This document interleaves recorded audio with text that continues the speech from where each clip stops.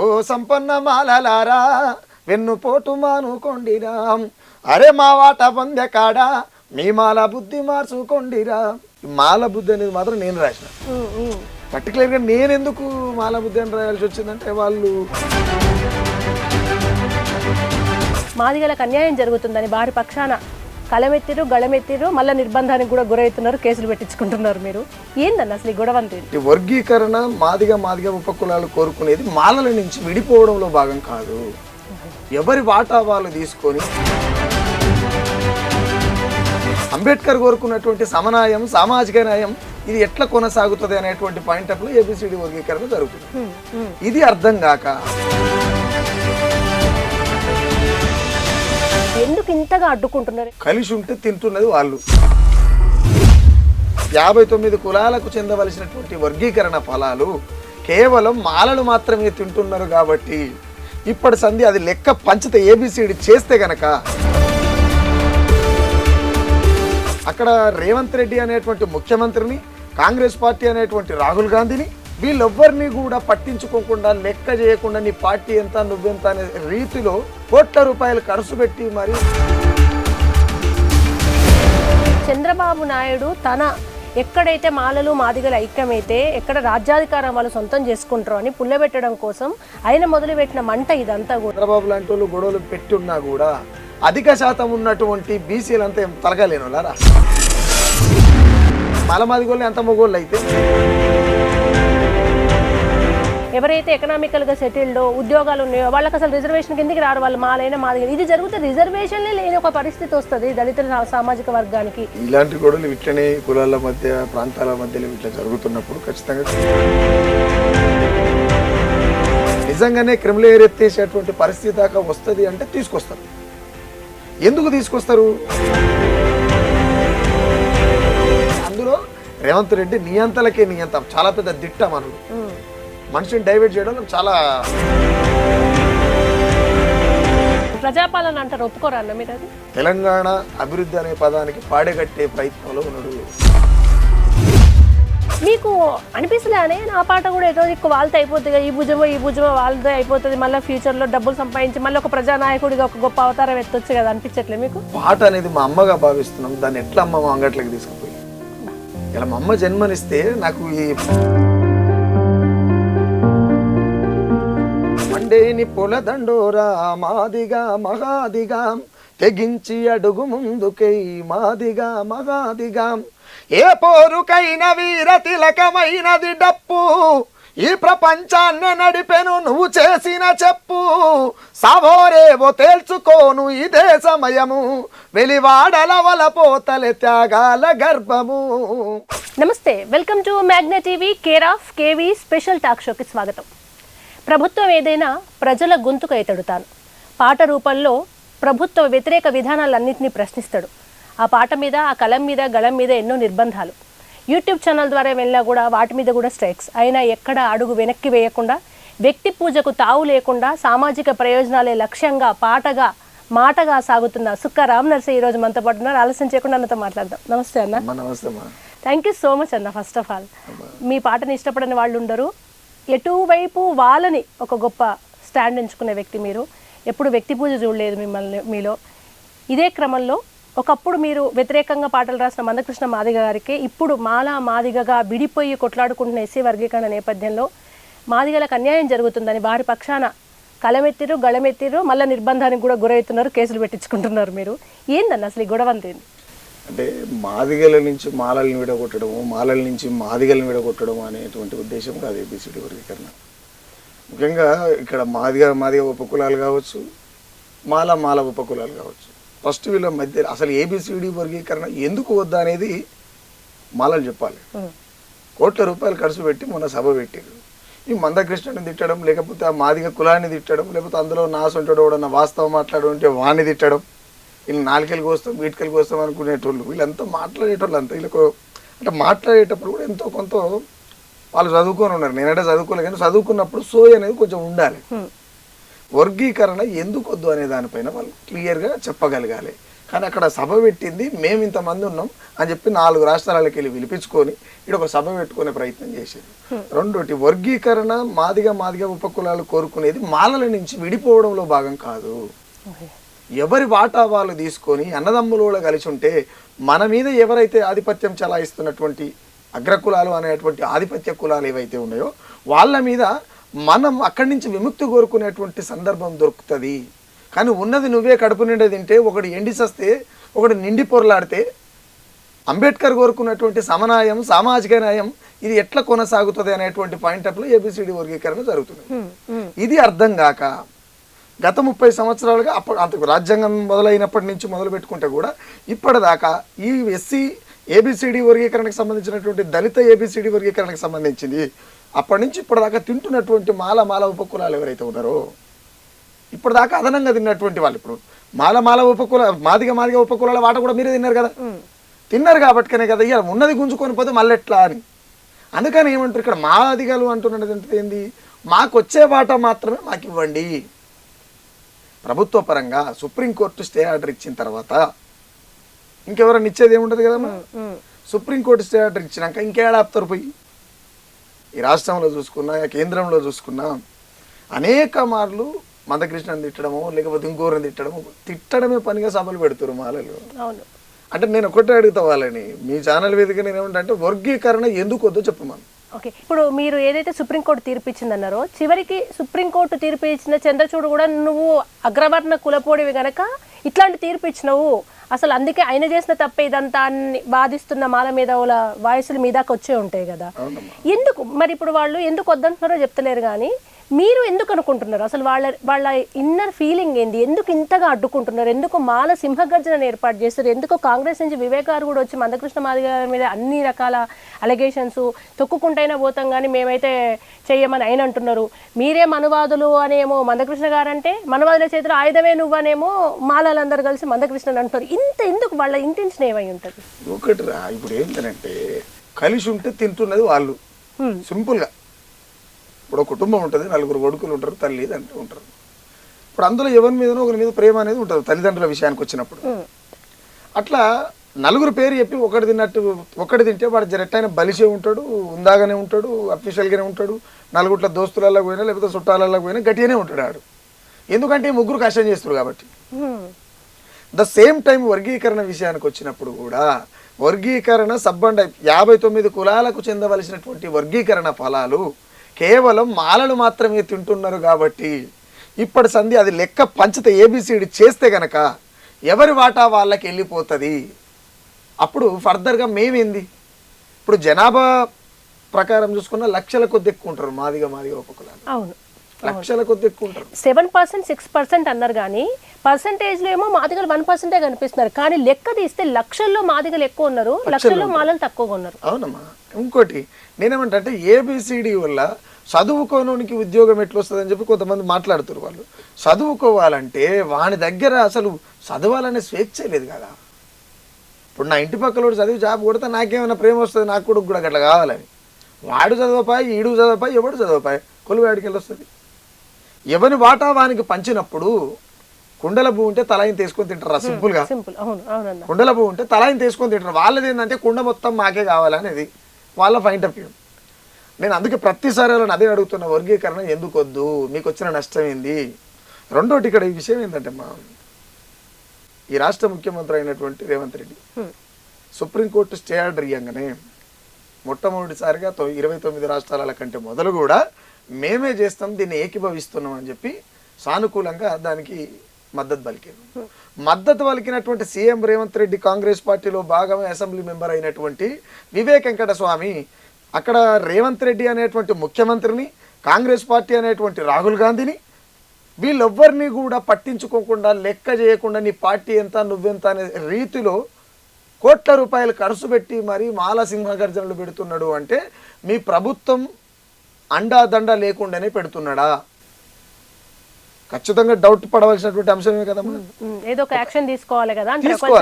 ఒక రాష్ట్ర ముఖ్యమంత్రి అయినటువంటి ఆయన ఏకీభవిస్తే నీతో పాటు అసెంబ్లీలో కూర్చున్నటువంటి మనిషి ఎట్లా వ్యతిరేకిస్తాడు? కాబట్టి నువ్వు యాక్షన్ తీసుకోవాలి కదా. గతంలో నల్గొండలో కూర్చొని రాష్ట్ర ముఖ్యమంత్రి, కొత్త ముఖ్యమంత్రి, ఆయనకు అవగాహన లేదు, కొంచెం తెలిసి తెలవని పోకడబోతుండని చెప్పి బక్కా జడిసని మాట్లాడితే 24 గంటలు దాటక ముందుకే నువ్వు సస్పెండ్ చేసినావు కదా రేవంత్ రెడ్డి. మరి బహిరంగంగా కోట్ల రూపాయలు ఖర్చు పెట్టి నా ఆస్తులు కూడబెట్టి అమ్మి అయినా సరే నేను వర్గీకరణ కాకుండా ఆప్తని మాట్లాడుతున్నటువంటి వివేక్ వెంకటస్వామి వెనక రేవంత్ రెడ్డి లేకపోతే ఇంకెవరున్నారు, మరి బట్టి విక్రమార్క లేకపోతే ఇంకెవరున్నారు మరి? అవునా కాదా తల్లి? ఇప్పుడు మీ కేంద్రంలో మీరు ఒప్పుకుంటారు, రాష్ట్రంలో ఒప్పుకుంటారు, కానీ మీ పార్టీలు ఉన్నోడే ఎగనెస్ట్ సభలు పెడితే మీరు ఎందుకు సపోర్ట్ చేయరు? అడగాలి కదా.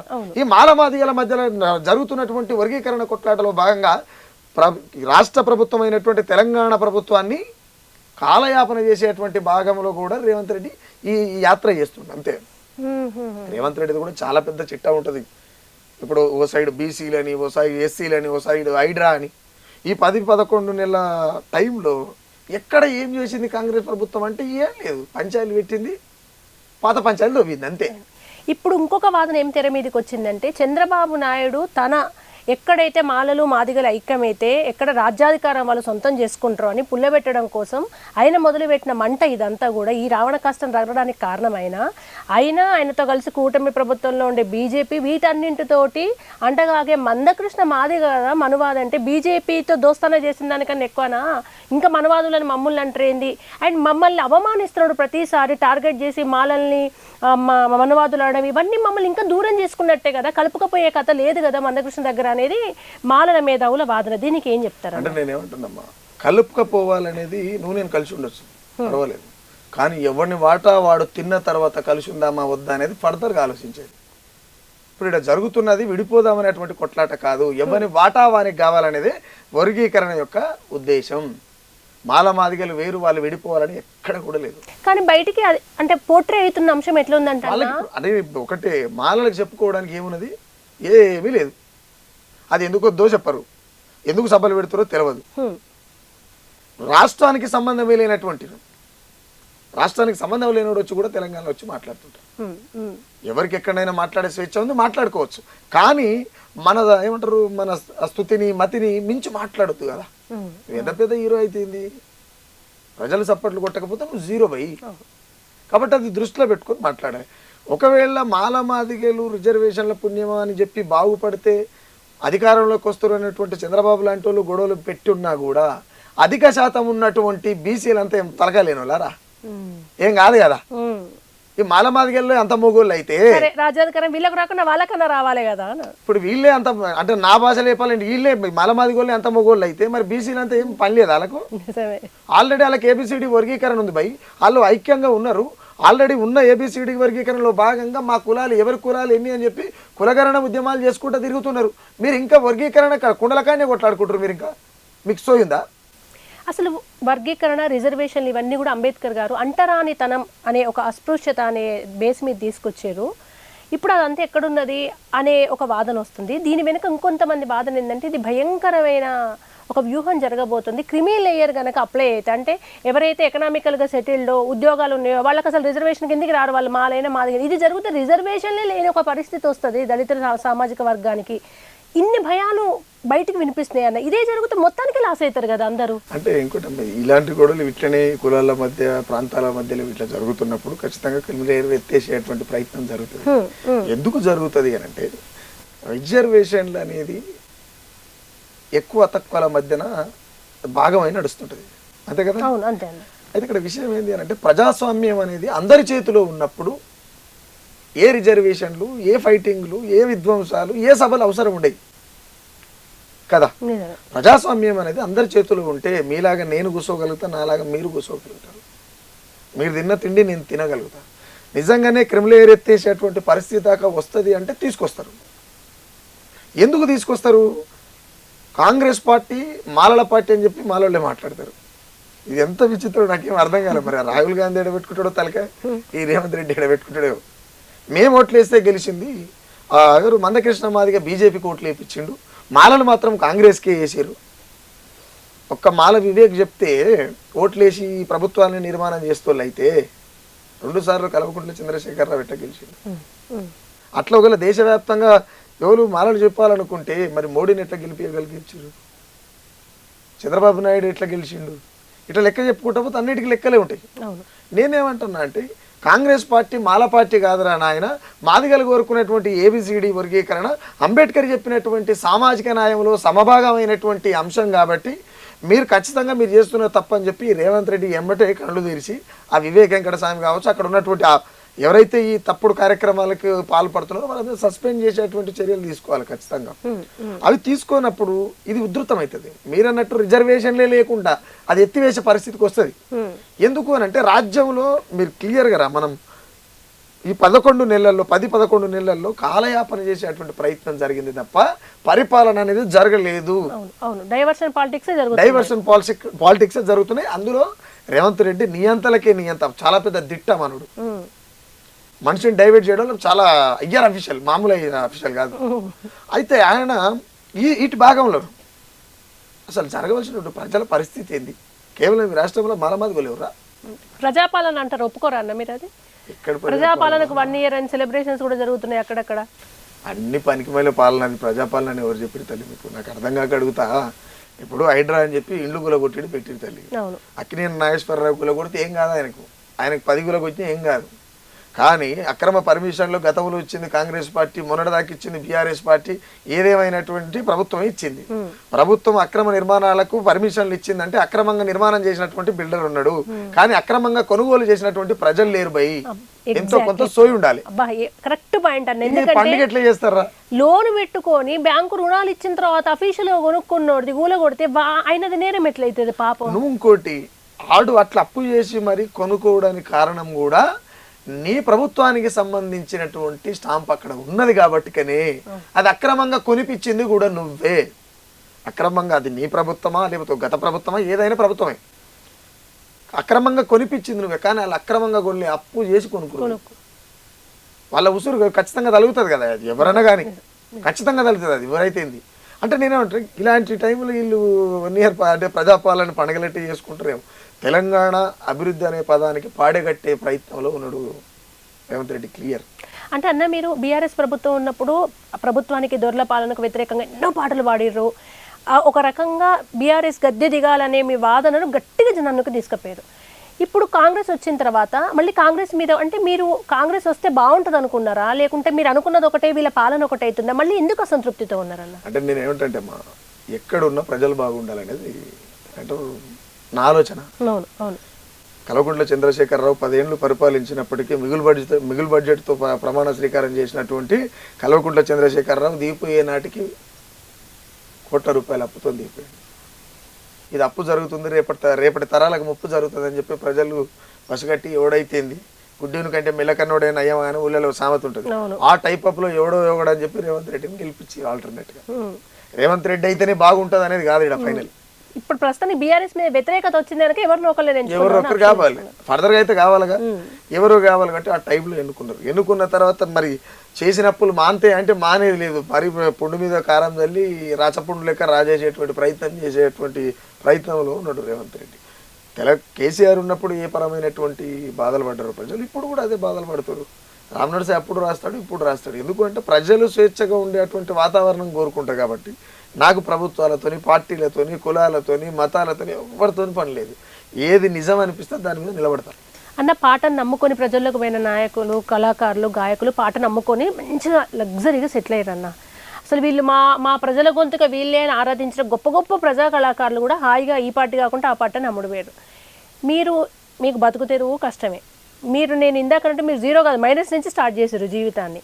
పోనీ ఆ యూట్యూబ్ ఛానల్ పెట్టుకొని దాని మీద వచ్చి ఇన్కమ్ ఏందో మీ ఖర్చు మీకే సరిపోతుంది. కానీ ఆ యూట్యూబ్ మీద కూడా స్ట్రైకులు పడి ఉన్న యూట్యూబ్ మళ్ళీ 0 నుంచే స్టార్ట్ చేసుకున్నారు. మీకు అనిపిస్తలేనే ఆ పాట కూడా ఏదో ఎక్కువ వాళ్ళతో అయిపోతుంది, ఈ భుజమో వాళ్ళతో అయిపోతుంది, మళ్ళీ ఫ్యూచర్లో డబ్బులు సంపాదించి మళ్ళీ ఒక ప్రజానాయకుడిగా ఒక గొప్ప అవతారం ఎత్తొచ్చు కదా, అనిపించట్లే మీకు? అంటే నేను ఏమంటే అమ్మా, డబ్బులే సంపాదించాలనుకుంటే అంటే మీతో నేను అన్ని చెప్పలేను కాబట్టి, డబ్బులే సంపాదించాలనుకుంటే ఒక పురుషుడు ఇజ్రాగా మారితే సంపాదించవచ్చు. అడ్డ మీద పోతే కూడా డబ్బులు ఏముంది, ఎట్లయినా సంపాదించవచ్చు. ఇప్పుడు ₹1,00,00,000 ఆఫర్లు ఇస్తా అంటారు, పోవచ్చు కదా. కాకపోతే ఏంటంటే పాట అనేది మా అమ్మగా భావిస్తున్నాం. దాన్ని ఎట్లా అమ్మ మా అంగట్లకి తీసుకుపోయి ఇలా మా అమ్మ జన్మనిస్తే నాకు ఈ రూపం ఉంది. కానీ ఈ పాట మరలా నాకు మరో జన్మ ఇస్తే ప్రపంచంలో మీలాంటి వాళ్ళు నన్ను గుర్తుపట్టి తీసుకొచ్చి అన్న ఏంది పరిస్థితిని, కష్టం ఏంది, నష్టం ఏంది అని అడిగే పరిస్థితికి వచ్చింది. పాట అనేది చాలా గొప్పది. అమ్మో చాలా బలమైంది పాట. అంటే అలాంటి పాటని మనం చేయదు అట్లా. మీరు ఒక పాట రాసిరన్నా, నాకు పర్సనల్గా ఇష్టం. అంటే ఇంటెనక పెరటి కుక్కలే కూర్చున్నారు అని కవుల గురించి, పాటల అమ్ముడు వినాల గురించి రాసిరన్నా. నా కోసం మీకు గుర్తుంటారు 2 లైన్లు పాడరా? అమ్ముడుమైన కళాకారుల గురించి ఒక పాట రాశారు మీరు. ప్రభుత్వ పేర్లలో కుక్కలు అన్నట్టుగా ఒక మీనింగ్ వచ్చేటట్టు కూడా రాశారు. అంటే ఎంత బాధ, ఎంత పెయిన్. ఒక 30-40 ఏళ్ల క్రితం ఉన్నారన్న, కళని నమ్మి, ఉద్యమాల్ని నమ్మి, జీవితాన్ని, కుటుంబాన్ని దారబోసిన వాళ్ళు, నిర్బంధాలను ఎదుర్కొన్న వాళ్ళు, గొప్ప వాళ్ళు ఉన్నారు. కానీ ఇప్పుడు ఏమైతుందో అర్థమవుతుంది కానీ నిజాయితీగా ఉన్న వాళ్ళని ఏరుకోవాల్సి వస్తుంది మాకు. అటువంటి తరుణంలో ఎటు సమస్య ఉంటే అటు, అది నిన్న సపోర్ట్ చేసినా ఇవాళ వాడు తప్పు చేస్తే నేను ఇవాళ తిడతా. అంటే వ్యక్తి పూజకు తావే లేకుండా ప్రజల ఎజెండానే జెండాగా మోసే మీరు రాసే ప్రతి పాట జనాలందరికీ, మీ పాటల కింద మీరు చూస్తారు కామెంట్స్, ఆ పాట ఒకసారి 2 లైన్లు లేదన్నా. ప్రశ్నించే తత్వాన్ని సంపుకొని పాటమ్మ ఊరేగుతున్నావు, దొంగ నేతల కాడ వంగి దండం పెట్టి ఎడక తింటున్నావు, మతి గతి తప్పేనా స్వరము శృతి తప్పేనా, రాజకీయ వ్యభిచార రొంపిలో పడ్డావు, ఎందుకే పాటమ్మ హేళనవుతున్నావు. అంటే ఇలా చాలా మంది వ్యక్తులు ఉంటారు. రణము బాటకు నిప్పు రాజేసి నా పాట వేలాది, అమరుల త్యాగాల సంపద తనివి తీరాది, నీ తల్లి రొమ్మును గుద్ది పండుటాకై పాట రోకు దప్పిపాయి. పాటే నువ్వు అనుకున్నావు, ఫైనల్గా ఏం చేసినావు? గల్లి సిన్నాదైన ఘనమైన పాట పల్లె కన్నీరాగి పసందుగా ఉందా, గాగిచ్చన్న గిరిమల్ల ఉరి పెట్టుకున్నదా, అవార్డుల పేరాంతమవుతున్నావు, ఎవని పాలాయనని బల మంచి గడిగినవు, పాటమ్మ మల్ల వైదొర కాడ చేరినవు, ఓటంటే తెల్లని కాగితం కాదని నోట్లు వంచే దొరల కొత్తాసు వలికినవు, తల్లిని ఒడి నిండా త్యాగాల మూటేది, అది రాజకీయ రంబయి ఆటాడుతున్నది. ఏం పదాలన్నా, అంటే నాకు మీకు కడుపు మండంగానే రాస్తారు కదా పాట. అంటే నాకు బాధ ఎక్కువ, నేను బాగా సెంటిమెంటల్ ఫీల్ అమ్మా. అర్థమవుతాను, ఏమో ప్రజల పక్షాన ఉన్న ప్రతి చాలా ఊకనే అంటే ఒక పాట రాయాలంటే నేను దగ్గరికి వెళ్ళి మా పూజమ్మ 3 పిల్లల్ని కంటుంటే చూసిన. పాట రాయాలంటే ఒక రకంగా చేయాలంటే ఒక పొరిటి నొప్పులు తీసినట్టే ఉంటుంది, పెయిన్ ఉంటుంది. ఎందుకంటే నేను ఆ పెయిన్ తీసుకోలేకపోతే నేను అలా పోలేను, అంతే కదమ్మా. అంటే పాట అనేది ఏంటంటే ఇప్పుడు సింపుల్, తెలంగాణ అంటే పాట అంటే పాట, పాట అంటే తెలంగాణ. పాటని విడమర్చి తెలంగాణను చూడలేము, అవునా? నేనేమంటే పాట అనేది వెరీ పవర్ఫుల్. దాన్ని మనం అమ్మడం కోసమో లేకపోతే తల వాల్చడమో లేకపోతే ఇంకేదో చేయడం నాతో అసలు కాని పని రాదు.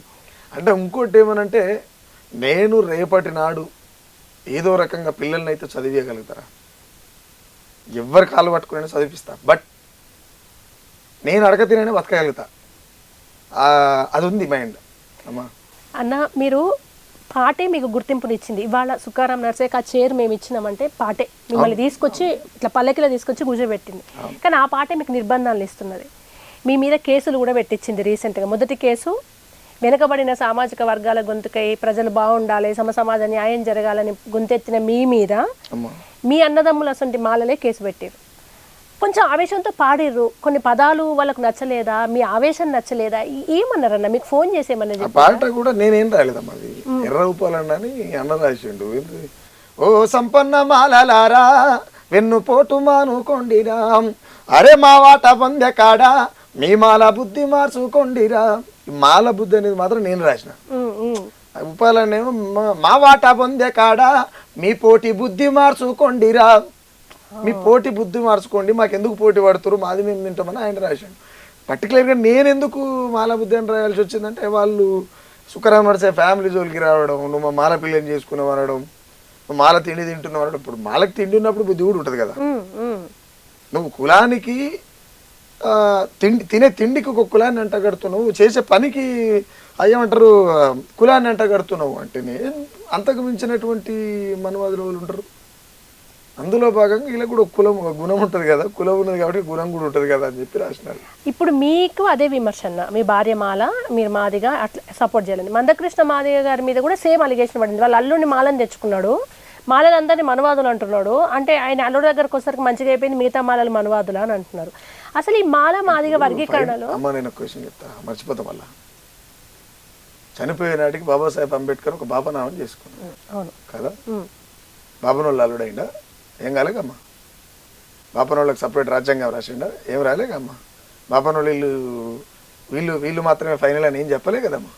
ఎవరికి ఏం కావాలో అని ఫైనల్గా సమానంగా ఏ స్థాయి వాళ్ళకి, ఏ కేటగిరీ వాళ్ళకు సమానంగా వాటాలు రాసినటువంటి రాజ్యాంగాన్ని ఇచ్చిపోయింది కదా. ఎటుగాక బాబానోళ్ళ పిల్లని చేసుకుని అని చెప్పి వాళ్ళకి ఇంకేదో కొత్తగా ఏమి ఇచ్చిపోలే కదా. అలాంటప్పుడు బాబాసాహెబ్ అంబేద్కర్ గారిది వ్యక్తిగతం కానప్పుడు మందకృష్ణ మాదిగ అన్న బిడ్డది ఎట్లా వ్యక్తిగతం కాదు, సుఖరామ్ నడిసేది వ్యక్తిగతం ఎట్లా కాదు. వ్యక్తిగతానికి వ్యవస్థకు తేడా తెలియనటువంటి వాళ్ళు వీళ్ళ సింహగర్జనలు పెడతారు. ఇంకో విషయం ఏంటంటే నాకు బాగా విచిత్రం అమ్మ, నన్ను అన్నాడు ఏమని, ఏ సుఖరామ్ నడిసే టైగర్ భయ్ అని. నేను చాలా క్లియర్గా చెప్పిన, అదే రాజకీయ నాయకులు వాడుతుంటారు. టైగర్ అనేది ఒక జంతువు. నేను ఆటవిక జాతి నుంచే నాగరికత జాతికి వచ్చిన, జంతువు జాతి నుంచే మానవ రూపంలోకి వచ్చేసిన. మళ్ళీ నన్ను జంతువు అని పిలుస్తారేంది? టైగర్ అంటే ఏంటిది? జంతువు కదా. మరి నేను మనిషిని కదా, నన్ను జంతువు పేరు పెట్టి పిలుస్తారేంది? టైగర్ సుఖరామ్ నడిసే అని అట్లా పిలవకూడదు కదా. మొన్న మనోళ్ళు సభ పెట్టిరు సింహాల గర్జన అంటే, అక్కడ ఉన్నదంతా మనుషులు, మా సోదరులు.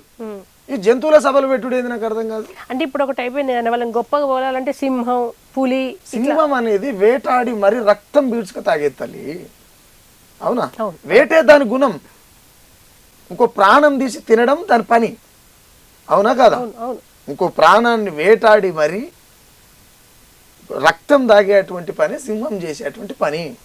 అలాంటి సింహం పేరు పెట్టుకొని సభలు పెట్టి వీళ్ళు రేపు సమాజానికి ఏం చెప్పుదామని. సింహం నువ్వు అవునన్నా కాదన్నా పక్క జీవి రక్తం తాగేదే, అది జంతువే. నువ్వేదో 4 పేరు ఉండంగానో లేకపోతే నువ్వు ఇంత లావు ఉండంగానో నువ్వు సింహాన్ని అని చెప్పి మిసలు చెప్పి తొడలు కొడితే కాదు తల్లి. జంతువే, మనిషే. ఇప్పుడు వర్గీకరణ అనేదన్నా మీరేమో జనాభా ఎక్కువ ఉన్నారు మాదిగలు శాతం కంపారిటివ్లీ మాలలు. ఆ ఒక్క కోణంలోనే మాకు రావాలని కోరుకుంటున్నారా? వెనకబాటుతనము, అంటరాంతనం అంటే బాబాసాహెబ్ అంబేద్కర్ ఏ కోణంలో ఆలోచించి రిజర్వేషన్లు కావాలన్నారో ఆ అంశాలు ఏమైనా ముడిపడి ఉన్నాయా మీరు కావాలన్నట్లు? ఒకటి, వర్గీకరణ అనేది కేవలం ఒక్క మాదిగలకు కాదు. అవును, ఉపకులాలన్నీ మాదిగ ఉపకులాలైనటువంటి 57-59 కులాలకు అందరికీ వాటా కావాలనేటువంటి అంశం.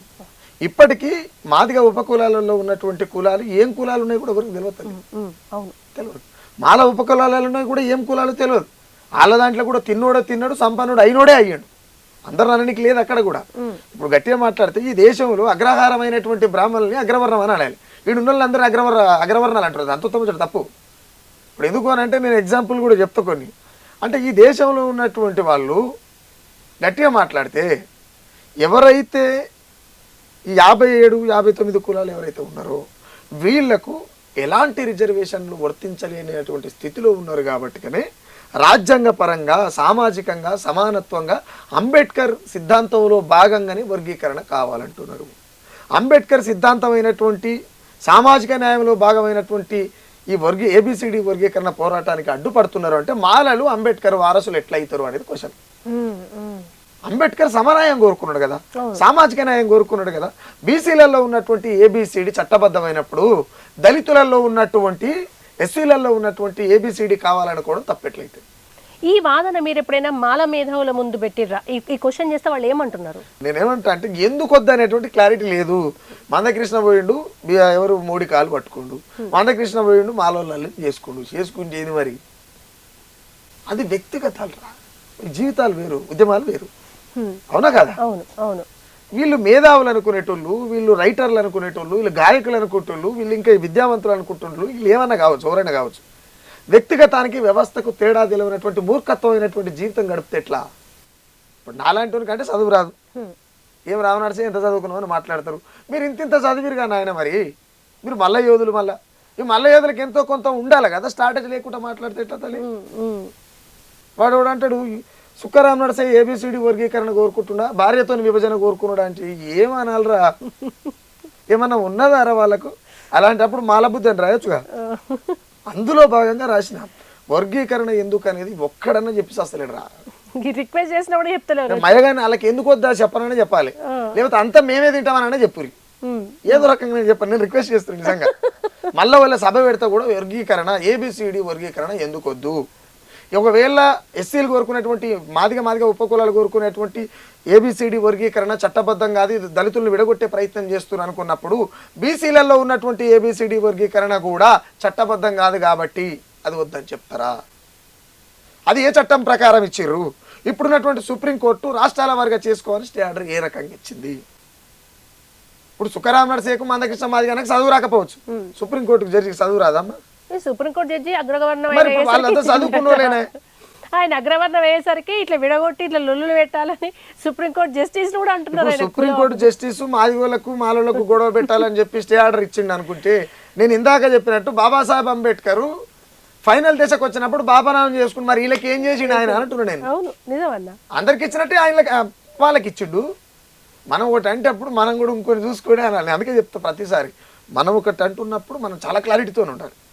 నేనేమంటున్నా మళ్ళా కూడా మాల సోదరుల్ని మల్ల యోధుల్ని ఆ సింహాలని నేనేమంటున్నా అంటే, వర్గీకరణ ఎందుకు వద్దో మయ్యగారిని దండం పెడితే చెప్పరు ఒకసారి. మీకు వచ్చే వాటా ఎంత, మాకు కావాల్సిన వాటా ఎంత. మీకు వచ్చే వాటలకి వెళ్ళి మాకు ఏమంటలే, మా వాట ఎవరి వాటానికి కావాలి. రిజర్వేషన్లు చట్టబద్ధంగా న్యాయబద్ధంగా ప్రజాస్వామ్యబద్ధంగా శాతం ఉందన్న వాళ్ళకి ఇప్పటికి కూడా రిజర్వేషన్లు కేవలం మీకు 7%, వాళ్ళకి 6%, 1% తేడా. అయితే ఇక్కడ విషయం ఏంటంటే అమ్మా, జనాభా భాష ప్రకారం జరగాలి. 10% ఉన్నోడు 6% తింటే 90% ఉన్నోడు ఏం తినాలి? జనాభా తమాషా ప్రకారం మాత్రమే ఏబిసిడి వర్గీకరణ జరగాలి. నీకు 6% ఉంది ఓకే, నీ శాతం నీ పబ్లిక్ శాతం ఎంత? నీ జనాభా ఎంత? అవును. మాదిగా ఉపకులాలకు పోల్చుకుంటే లక్షలలో ఉంటారు. లక్షలలో తేడా ఉందన్న. అవును. గట్టిగా అరిస్తే సౌండ్గా సగం చేస్తారు. అంత జనాభా ఉంటారు మాదిగా ఉపకులాలు. నేను మళ్ళీ కూడా రిక్వెస్ట్ చేస్తున్నాను, ఎందుకు వద్దు ఒక్కసారి చెప్పుడు మేఘాని ఒక్కరని. ఇప్పుడు వివేక్ వెంకట స్వామి చెప్పాలి, లేకపోతే ఇంకో ఆయన దొబ్బుకుంటాడు, ఆయన పేరేందో తెలియదు నాకు, ఆయననే చెప్పాలి, లేకపోతే మా రేంజర్ రాజేష్ అన్న చెప్పాలి, లేకపోతే మందాల భాస్కర్ అన్న చెప్పాలి. ఇప్పుడు అంబేద్కర్ రాజ్యాంగం పైన చట్టాలమైన మా రాజేష్ అన్నకు బాగా అవగాహన ఉంటుంది. అన్ననే చెప్పాలిగా, ఇది సమన్వయంలో భాగం రాని ఆయన మనం అంబేద్కర్కి వ్యతిరేక వాదులం అవుతాం అని ఎంతో కొంత ఉండాలి స్టాండింగ్. ఇది లేకపోతే ఎట్లా అనేది అంటే నాకు అట్లా ఇబ్బంది అయి పాట రాసిన. అన్న ఇప్పుడు మీరు ఇంత వాదిస్తున్నారు కదా, ఈ పాట రాసిన తర్వాత కేసు అయింది మీ మీద. ఈ కేసుని ఎట్లా ఎదుర్కొంటున్నారు? అదో పెట్టి కేసులు, పనికిమల్ల కేసులు ఏవైతే తెలియదు. ఇప్పుడు జగన్మోహన్ రెడ్డి మీద పాట రాసినాయి, షర్మిల మీద రాసినట్టు. షర్మిల మీద రాసిన అంటే జగన్మోహన్ మీద రాసినట్టు లెక్క. సీఎం చెల్లి ఆమె, మాటలు కాదు, అంతే కదా. అవును. అక్కడి నుంచి ఫోర్స్ వచ్చింది. షర్మిల కావచ్చు, జగన్ కావచ్చు, మా ఏ పురుషం కావచ్చు, ఇట్లా చాలా మంది. తర్వాత కేసీఆర్ మీద రాసిన వాళ్ళు నానా రకాల ఇబ్బంది పెట్టారు. బీజేపీ మీద రాసిన నానా రకాల ఇబ్బందులు పెట్టిండు. ఈటల రాజేందర్ మీద రాసిన నానా ఇబ్బందులు పెట్టిండు. రాజగోపాల్ రెడ్డి మీద రాసిన నానా ఇబ్బందులు పెట్టిండు. రేవంత్ రెడ్డి మీద రాసిన గుంపు మేస్త్రి అని ఆయన నానా రకాల ఇబ్బంది పెట్టారు.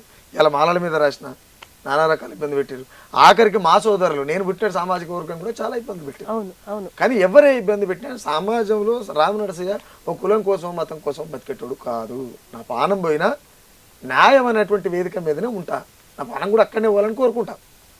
అది పనికి వాళ్ళ కేసులు తల్లికి అదేమవుతుందా? మీకు అంటే ఎక్కడి నుంచి వచ్చిందన్న ఈ ఎదుర్కోవాలి, ఎదిరించాలి, లేకుంటే సమస్యల పట్ల మనకు ఒక దశలో ఎంత ప్రజల పక్షం ఉన్నో ఒక వ్యక్తిని ఒకసారి అభిమానిస్తే తెలియకుండా వ్యక్తి పూజలకు పోతారు. చాలా మంది దగ్గర ఉన్న ఒక చిన్న లోపం అదే. కానీ మీరు ఎందుకు ఇవాళ మీరు విమర్శించిన వ్యక్తి మంచి చేస్తే వెంటనే మంచి అనే స్టాండ్ తీసుకుంటారు. ఇవాళ మీరు తిట్టిన వ్యక్తి రేపు కనుక ఏదంటే నేను తిట్టుడు కరెక్టే, మళ్ళీ ఇప్పుడు సపోర్ట్ చేస్తున్నారు అంటే ఇంత ట్రాన్స్పరెంట్గా ఆలోచించడం అనేది ఎక్కడి నుంచి అలవాటు? నాకు ఎలాంటి ప్రతి మనిషికి మానసిక ఒత్తిడి ఉంటుందమ్మా. మీరు అన్నట్టే అంటే ఒక మనిషిని మొక్కడం మొదలు పెట్టారంటే మొక్కుతూనే ఉంటారని మీరు చెప్పారు కదా. నాకు ఎలాంటి మానసిక ఒత్తిడి లేదు, కానీ ప్రతి మనిషికి మానసిక ఒత్తిడి ఉంటుంది. నేను ఎంత పెద్ద ఒత్తిడి ఉన్నా కాసేపు నా ఇంట్లో పోయి మా పూజమ్మతోనో నా పిల్లలతో జరిసే ముచ్చట పెడితే అన్నీ సెట్ అవుతాయి.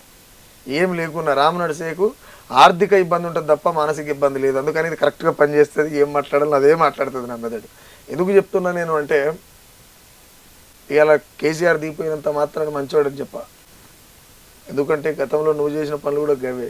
ఇవాళ రేవంత్ రెడ్డి అధికారంలో ఉండని చెప్పి షెడ్డోడు అని చెప్ప. ఈయన చేస్తున్నది అదే, రేపు ఈయన చేయబోయేది కూడా అదే. క్లియర్గా చూస్తూనే ఉన్నాం. కొత్త రాష్ట్రంలో ఎన్నో కొన్ని మెరుపులు చూసినాం. కానీ ఇప్పుడు ఉన్న మెరుపులన్నీ నేలమట్టం చేసే పరిస్థితిలో ఉంటుంది రాష్ట్రం. అంటే నేనేమంటే ఏది వాస్తవం అనిపిస్తే చెప్పడం నాకు బాగా ఇష్టం అట్లా.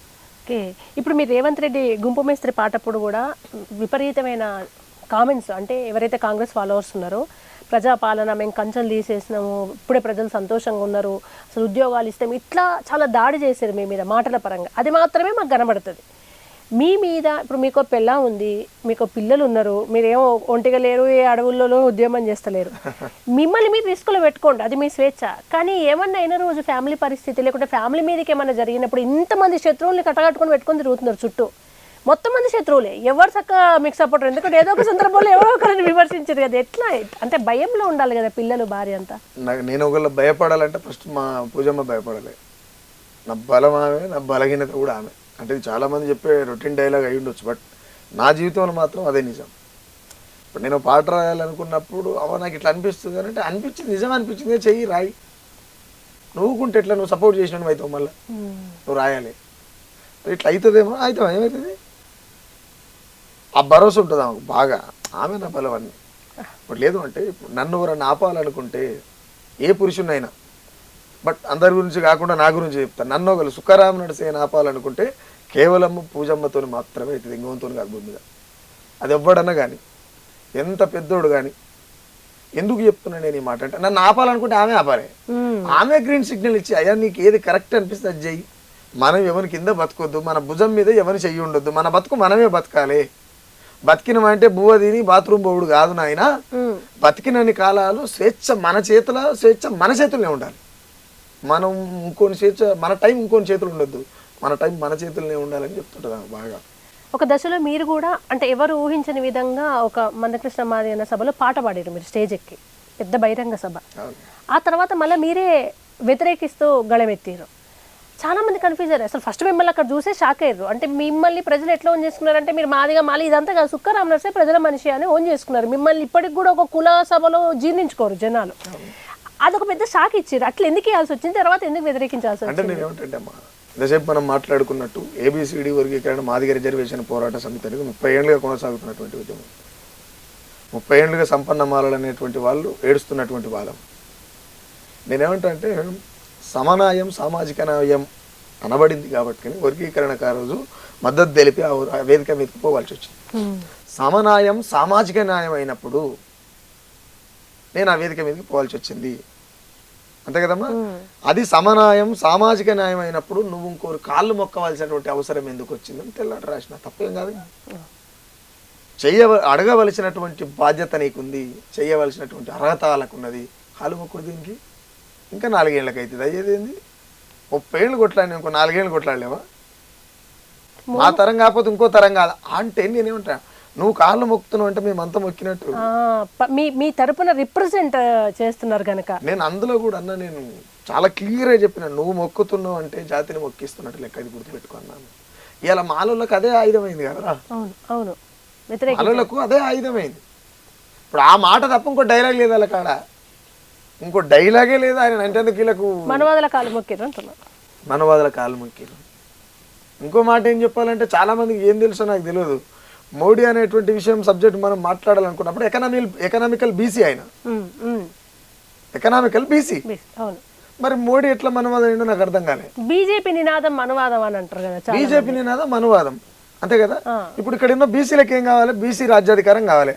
ఆల్రెడీ పిఎం బీసీనే కదా, మళ్ళీ రాజ్యాధికారం దేనికి కదమ్మా, అంతేనా కదా.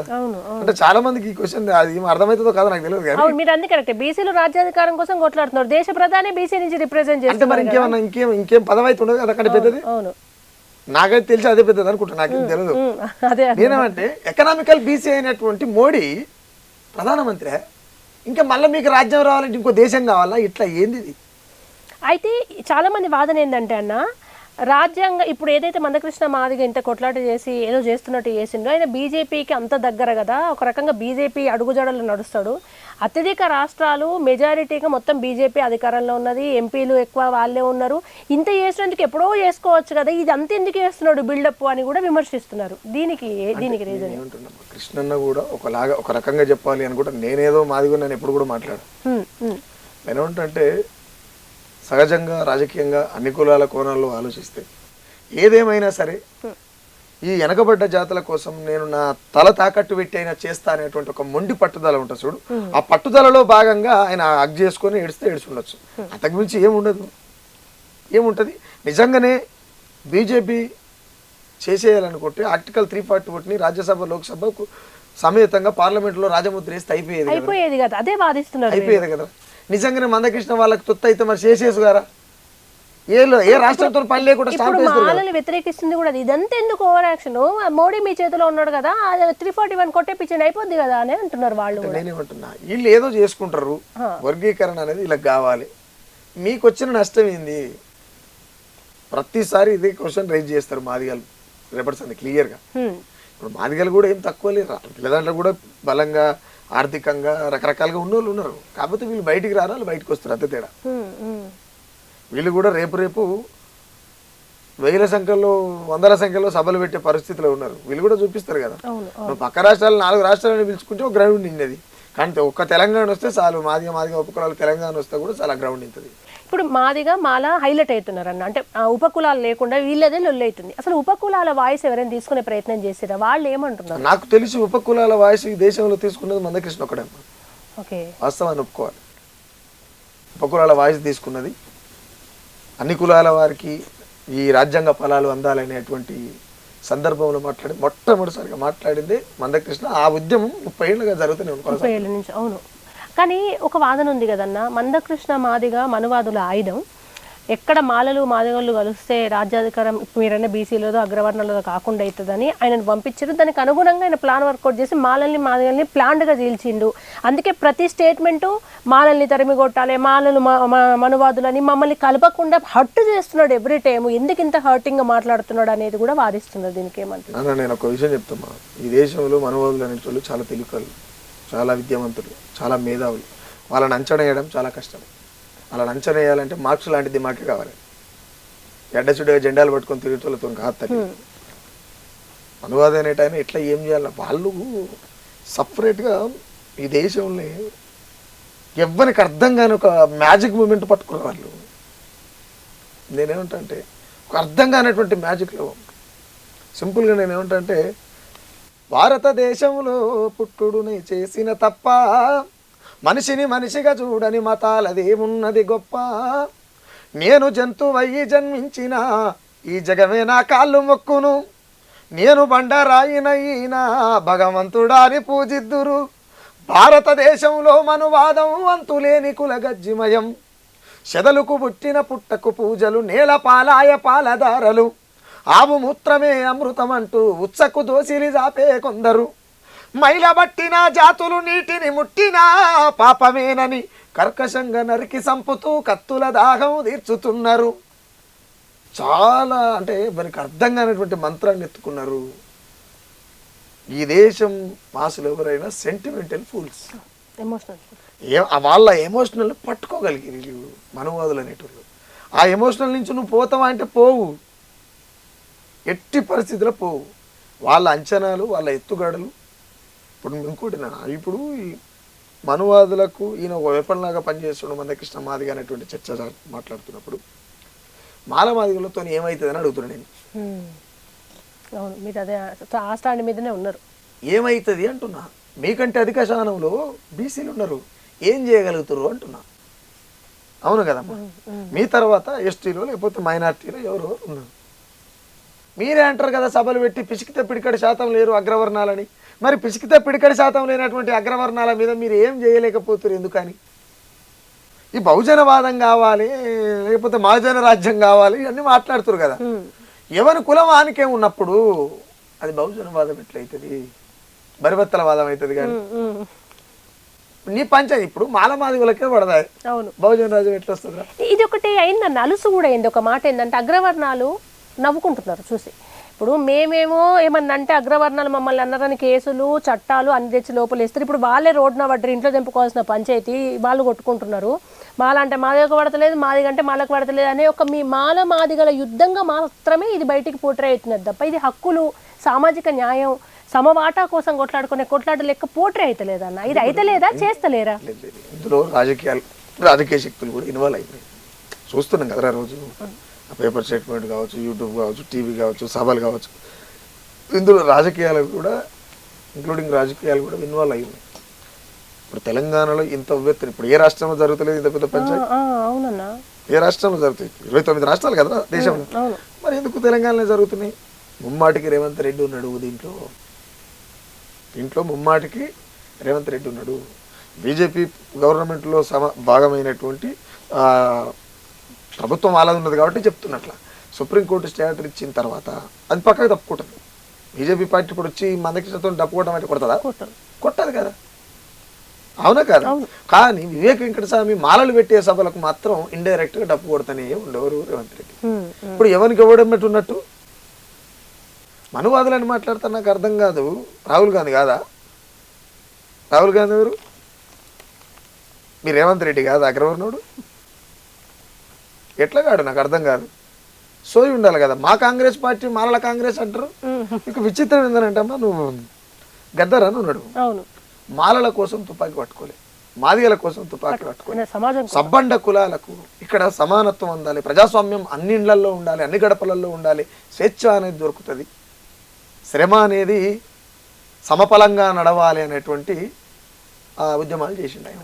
ఆయనను పట్టుకొచ్చి మా మాల గద్దరు, మా మాల వీరుడు, అరే క్రెడిట్ యావత్తు ప్రపంచమే ఆయన పాటని నెత్తిలెత్తుకొని మోసింది. ఇరుముడు కట్టుకొని తిరుగుతుంది.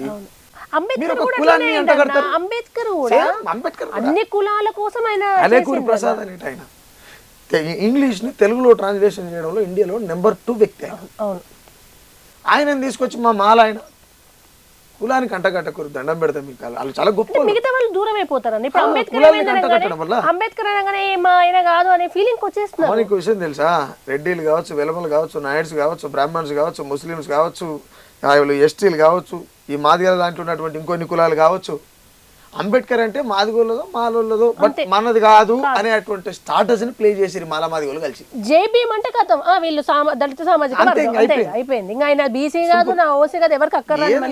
జేబీఎం అంటే కథం నీ పని అయిపోయినట్టే నేను ఆ కోణంలో చూసేస్తాను. అవును, ఇటు దళితుడు మొత్తం మీదనైతే దళితుడు అనేటువంటి కోణం. రెండోటీలు చేసింది కూడా మాల మాదిగలే. మళ్ళీ మాదిగలు కూడా తక్కువ శాతం, మాలలో ఎక్కువ చేసిరు. మా అంబేద్కర్ అంటే మాలోడు మావోడని. ఆయన ఎక్కడనో మహారాష్ట్రంలో మగారు కదా, ఏ రాష్ట్రానికి సంబంధించి ఆ రాష్ట్రం ఉంటుంది. మరి ఇక్కడ ఉన్నటువంటి మాదిగలు మా చెన్నైలో వేరే ఊరు, ఇంకో రాష్ట్రానికి పోతే వేరే ఉన్నారు, ఇంకో రాష్ట్రానికి పోతే వేరే. ఒక ఆడ బీసీ అయినోడు ఇక్కడ రెడ్డి అయ్యిండు, నిజం. ఓ రాష్ట్రంలో బీసీ అయినోడు ఇక్కడ రెడ్డి అయ్యిండు, ఇక్కడ రెడ్డి అయినోడు ఆడ బీసీ అయ్యిండు. ఎట్లా చేద్దాం?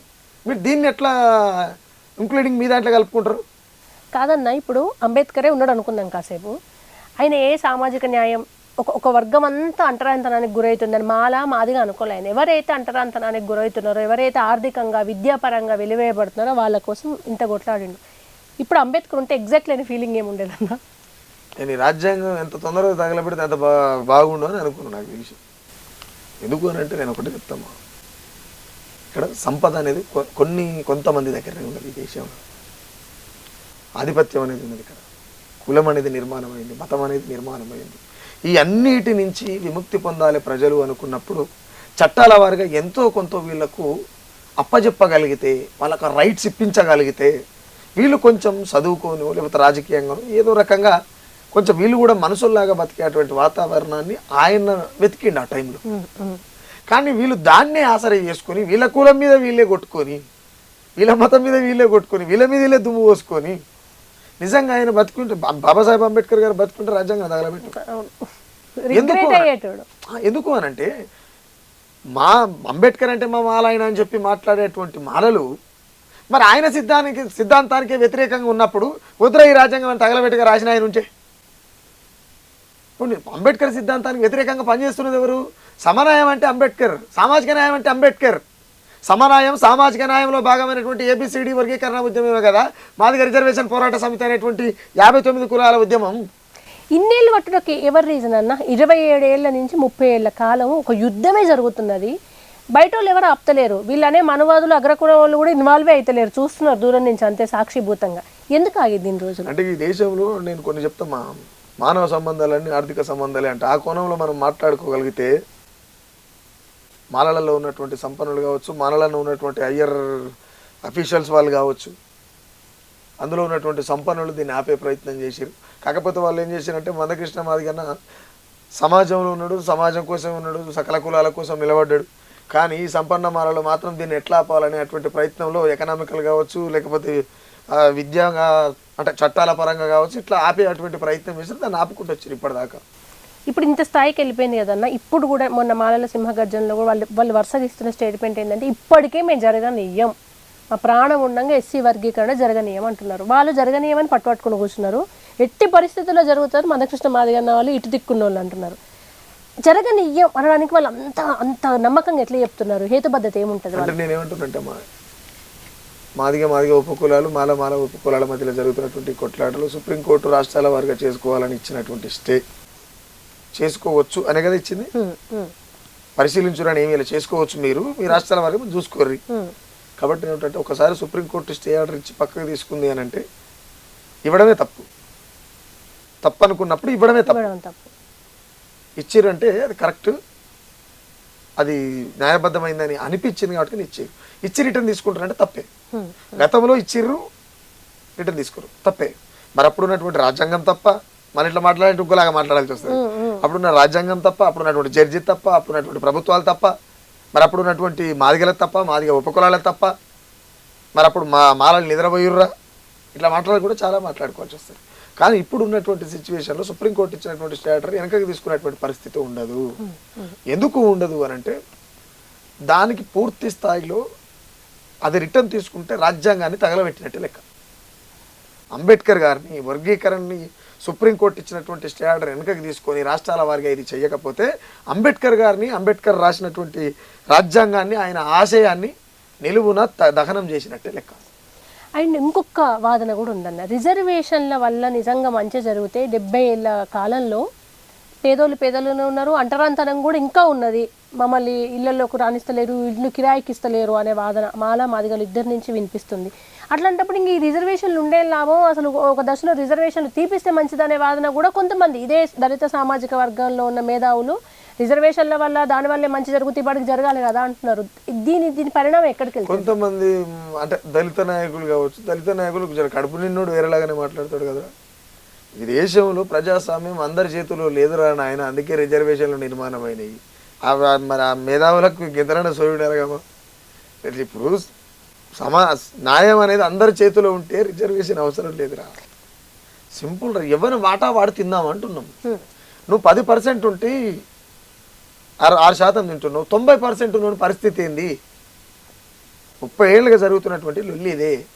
దీన్ని ఏబిసిడి వర్గీకరణ జరిగితే రిజర్వేషన్లు ఎవరు వాళ్ళు తీసుకుంటే మాదిగలు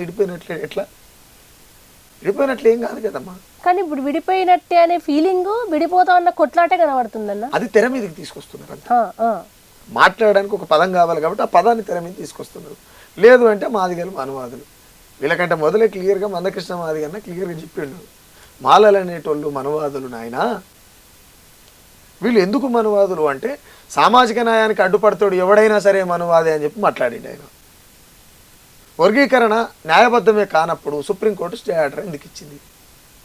సుప్రీంకోర్టు స్టే ఆర్డర్ ఇచ్చిందంటేనే రాజ్యాంగబద్ధంగా ఒప్పుకుంటున్నట్లు లెక్క. అంటే కాదన్న, ఇక్కడ మరీ డిబేట్ చేసినట్టు మాట్లాడుతున్నారా మందకృష్ణ గారు కూడా? అంటే ఇప్పుడు మాలల్లో ఎవరు వ్యతిరేకిస్తున్నారు? వ్యతిరేకించే వాళ్ళని మనవాదులు అంటే ఓకే, కానీ మాలలందరూ మనవాదులే, తాచుపాము కనబడ్డ వదిలిపెట్టుండి కానీ మాలలు కనిపిస్తే వదిలిపెట్టద్దనే స్టేట్మెంట్ మొన్న ఇచ్చింది. అది చాలా కాంట్రవర్సీ. అంటే ఇక వాళ్ళు మొత్తానికి ఇక దూరం పెట్టుడు అంటే ఇంకా దూరం పెట్టుకున్నట్టు సై అంటే సై అన్నట్టే అయింది కదా అదంతా. నేనేమంటారా, ఫస్ట్ వర్గీకరణ జరిగితే కానీ వీళ్ళు కలిసి ఉంటారా ఇంకేమైనా అవుతుంది అనేది తెలుస్తుంది. ఫస్ట్ ఇది తేలాలి. ఇది తేలిన తర్వాత 30 ఏళ్ళ సరిగా తేలితలేదు, ఇది తేలాల్సిందే. ఇప్పుడు అదంతా ఎందుకమ్మా, ఇది తేలక ముందుకి 30 ఏళ్ల సంది కూడా ఎంతో మంది మాదిగలను చేసుకోరు, మాదిగలు మాలలను చేసుకోరు. ఇప్పటికి ఎవరిళ్ళ కోల్పోతలేరు, ఇప్పటికీ ఒకరిళ్ళ కోల్పోతలేరు క్లియర్గా. అంటే ఇంత వివక్షత ఉన్నది వీళ్ళ మధ్యలోని. అగ్రవర్ణాలు మీ మీద ఉంచడం తప్పెట్లయితుంది? చాలా మంది వాదన అదే, మమ్మల్ని అంటే తప్పెట్లయితుంది అంటున్నాడు. కేసు పెడతారు, మరి వాళ్ళు ఏం చేసుకుంటున్నారు? నేను అందుకే క్లియర్గా చెప్తున్నా, మీకే పడనప్పుడు కింది స్థాయి కులాలు అన్నీ, ఒక్క మాదిగాని కాదు, కింది స్థాయి కులాలు మీకు మీరే అనుకుంటే అగ్రవర్ణాలు మీ మీద ఊవిచ్చుడు తప్పెట్లయితుంది. అంతే కదమ్మా. మీరు ఇప్పుడు ఇందాక మీరు అన్నారు, ఏదో ఇంట్లో కూర్చొని నిమ్మలంగా భార్య భర్తల పంచాయతీ లెక్క, అన్నదమ్ముల పంచాయతీ లెక్క, కుటుంబ పంచాయతీ లెక్క నిమ్మలంగా యువందాడు తీసుకొని నిమ్మలంగా ఉండక ఈ రోడ్డు మీదకి వచ్చి వీడిని ఆడానా వాడిని నీడానా రోడ్డుకి ఎక్కింది పంచాయతీ. ఇప్పుడు నాలాంటి అటువంటి సుఖరామ నరసయ్య లాంటి జెన్యున్గా మాట్లాడేటువంటి వాళ్ళు వచ్చి మాట్లాడుతూ కూడా మాల కులం పిల్లని చేసుకున్నావు, మాల తిండి తింటున్నావు, మీ భార్యతో విభజన కోరుకుంటావా? ఏ మాటలు ఇవి? ఏమన్నా సోయి ఉండాలి, చదువుకున్నారు, మళ్ళీ కామన్ సెన్స్ ఉండాలి. ఇది అనొచ్చా అనరాదా అని. చదువుకొని సంపన్నులు అయినంత మాత్రాన మేధావులు అవుతారా? చదువు వచ్చినోడల్లా మేధావేనారా? నేనేమంటున్నా అంటే అంతగానం మీద కూడా రారి నేను మాట్లాడతా, సామాజికంగానే మాట్లాడుకుందాం, క్రమబద్ధంగానే మాట్లాడుకుందాం. ఒక కుటుంబం విషయానికి మన పోనీకి లేదు.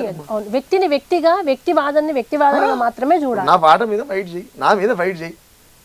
ఇప్పుడు రోజు అబ్బా ఫోన్లు మాత్రం తట్టుకోలేకపోతున్నారా. ఫోన్ ఎత్తలేము, 2 ఫోన్లు ఆపెట్టిన నేను. అంటే మంచిగా బెదిరింపులా? వీళ్ళు మాల సోదరులే. అలా నువ్వు ఎట్లా రాసిన నీ సంగతి చూస్తాను, బయట ఎట్లా తిరుగుతావు చూస్తా. సరేరా నాయన దొరికినప్పుడు చూసుకుందా అంటే నేనేమన్నా. మరి మీరు కూడా 10 మందిని ఎంటేసుకుని తిరగకుండా ఒకరిద్దరు కలిసి రావట్లేదు. మీరు ఏమైంది రా, ముట్టుకుంటే తెలుస్తుంది వాళ్ళకు కూడా, నీతికి ముట్టుకుంటే వాళ్ళకు కూడా తెలుస్తుంది. ఇప్పుడు నేనేమంటే నా తలుపు దాకొట్టి నా తలుపు ముట్టుకున్నప్పుడు నిన్ను తంతే తప్పేం కాదు.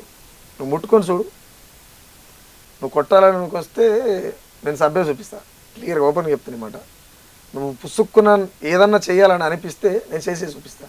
ఎందుకు అని అంటే నేనేంది, నా గట్స్ ఏంది, నా బలుపు ఏంది అనేది నా పాటలు చూస్తే తెలుస్తుంది క్లియర్గా. అవును, ఎక్కడ ఫిల్టర్ ఉండదు పాటకు, డిప్లొమసీ ఉండదు పాటలో క్లియర్గా. నువ్వు ఎంత పెద్ద గన్ షాట్ అంటే గన్ షాట్ రాసేస్తా, గన్ షాట్లో వాడేస్తా.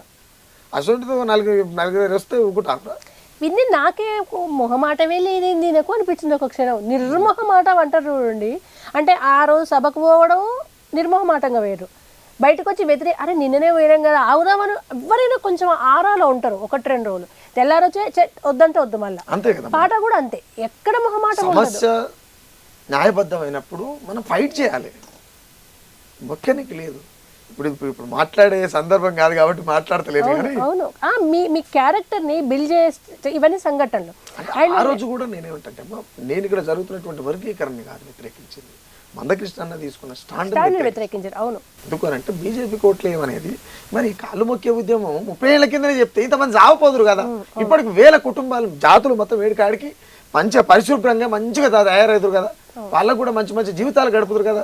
ఈ మొక్కేదేదో అప్పుడు మొక్కితే అయిపోవుగా, అడగొచ్చు కడుపులో పుట్టిన కొడుకుగా తండ్రి తప్పు చేసినప్పుడు. మీరు వ్యక్తుల్ని కాదు విధానాల్ని మాత్రమే ప్రశ్నిస్తారు.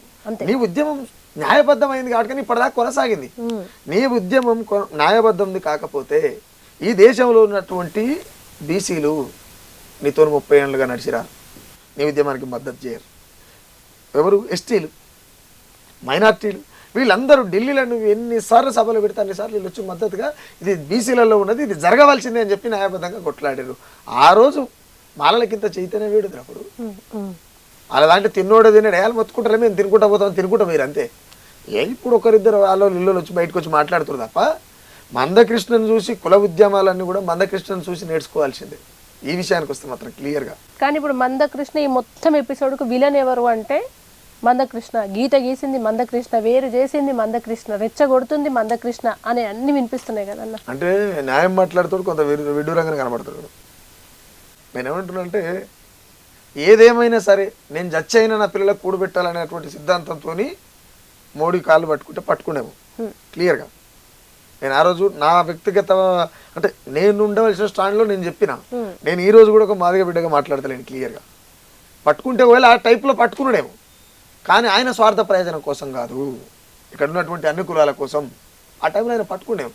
మేము అడిగినాం, ఒక మందకృష్ణ లాంటి గొప్ప నాయకుని పట్టుకొని ఆ స్థాయి పెద్ద లీడర్ని పట్టుకొని ఇంచుమించు నా సమకాలిక వయసు ఉండొచ్చు ఆయనకు బ్రదర్కు, నోటికి ఎంత వస్తుంది అంతే. అన్పార్లమెంట్ భాష ఎట్లా వాడతావు? లక్షల మంది వేదిక ముందు మీది మీకన్నా ఉండాలి కదా. మందకృష్ణను పట్టుకొని బూతు మాటలు మాట్లాడు, సౌట అనడం, ఇంకా రకరకాలుగా మాట్లాడడం ఏది? ఏది మీ విజ్ఞత? ఇది మీ ఇండ్లల్లో మీ బిడ్డల చర్చబడ్డప్పుడు, మీ ఇండ్ల మీద దాడులు జరిగినప్పుడు ఇదే మాదిగా రిజర్వేషన్ పోరాట సమితి ఉద్యమం చేసింది. బీసీల బిడ్డల్ని చర్చినప్పుడు ఇదే మందకృష్ణ మీరు చేసిండు కదా. ఇదే మాదిగ రిజర్వేషన్ పోరాట సమితి పోయింది కదా. మాదిగ రిజర్వేషన్ పోరాట సమితి మాదిగ ఉపకులాలను వేరు చేసి మందకృష్ణను వేరు చేసి మాట్లాడడానికి లేదు. ఆయన తప్పు చేసినంటే ఈ జాతుల మీద అన్నిటి మీద వేటు పడుతుంది. అందులో భాగంగా రోజు పాట రాసినాం, ఆయన మంచి చేసిండు అనుకో ఈ కులాలన్నీ బాగుపడతాయి. ఈ రెండుని ఒకే వేదిక మీద చూడాలి కాబట్టి నాలాంటి వాడు ఖచ్చితంగా రాస్తాం అంతే. ఇక భవిష్యత్తులో కూడా ఇట్లనే ఉంటుంది. నేనేమంటే నువ్వు ఆ కోణాన్ని మర్చిపోయి ఆయన కాలు పట్టుకుంటే నీకేమొచ్చే? నా తండ్రి కాబట్టి నాకు తలని వస్తుంది భయ్, నీకేమైంది? ఇంట్లో నేను ఏమన్నా అంట, నా ఇష్టం. ఇప్పుడు ఓపెన్ అంటారు ఇప్పటిదాకా అంటే నా ఇష్టం, నా తండ్రి నేనేమన్నా అనుకుంటే నీకేమైంది? నువ్వు నీ భయ్ అంటే ఎందుకు? మా పంచాయతీ మేము పడుతున్నాం వర్గీకరణ కోసం. మా అయ్య నానా తంటాలు పడుతున్నాడు భయ్. ఆ వర్గీకరణ వల్ల నీకు వచ్చిన నష్టం మీద ఒక్కసారైనా చెప్పరా, నీ దండం పెడతాం అయ్యగాని ఒక్కసారైనా చెప్పు. అది చెప్పరే. మేము ఆ యోధులం ఈ యోధులం సింహాలం గిమ్మాలం. ఈ సింహాలు గిమ్మాలంటే మరి పోలీస్ డిపార్ట్మెంట్ ఏం చేస్తుందో నాకు అర్థమవుతలేదు. మరి రేవంత్ రెడ్డి ఏం చేస్తుండో, ఆ హోంశాఖ లేదా ఏం చేస్తారేమో. జంతువులు అనేటివి అడవిలో ఫారెస్ట్లో ఉండాలి, లేకపోతే జూలో ఉండాలి. ఇప్పుడు నిన్న మొన్న అఘోరి అనేటామని బయటికి తీసుకొచ్చారు. నన్ను పిల్లగాడు అడిగిండు ఇంటర్వ్యూలో, అన్న అఘోరి వెనుక బీజేపీ ఉన్నట్టుంది అని. ఉందేమో మరి. లేదన్నా ఒక అఘోరి విషయానికి వస్తే మీరు ఏం మాట్లాడతారు, ఏం మాట్లాడేది ఏముందా. మొత్తం ఆడజాతే అవమానించే విధంగా ఆమె బట్టలు లేకుండా బరివతల రోడ్ల మీదకి వచ్చి ఒక స్త్రీ తనం ఎట్టుతో చూపించుకుంటూ తిరుగుడు ఏం పద్ధతి అది. పోలీసు వాళ్ళకి ఏమైనా సిగ్గు ఉండాలి, లేకపోతే ప్రభుత్వానికి ఏమైనా సిగ్గు ఉండాలని అన్న. అంటే ఎక్కడ ఉండే మనిషి అక్కడనే ఉండాలి. అఘోరి పీనుగల విక్క తినేది మనుషుల మధ్యలో ఉండేదిరా. మళ్ళీ అది సాంప్రదాయం, హైందవ ధర్మం, దాన్ని విమర్శించొద్దు అని వాదన కూడా ఉంది కదా. అమ్మా అయ్యో నాయన, నేను ఏమంటున్నా, అదే సనాతనం అదే హైందవం ఇవన్నీ కూడా ఏం చేస్తున్నాయి, ఎన్ని విధ్వంసాలు సృష్టించినాయి అని అన్ని చూస్తూనే ఉన్నాం తల్లి. అవునా?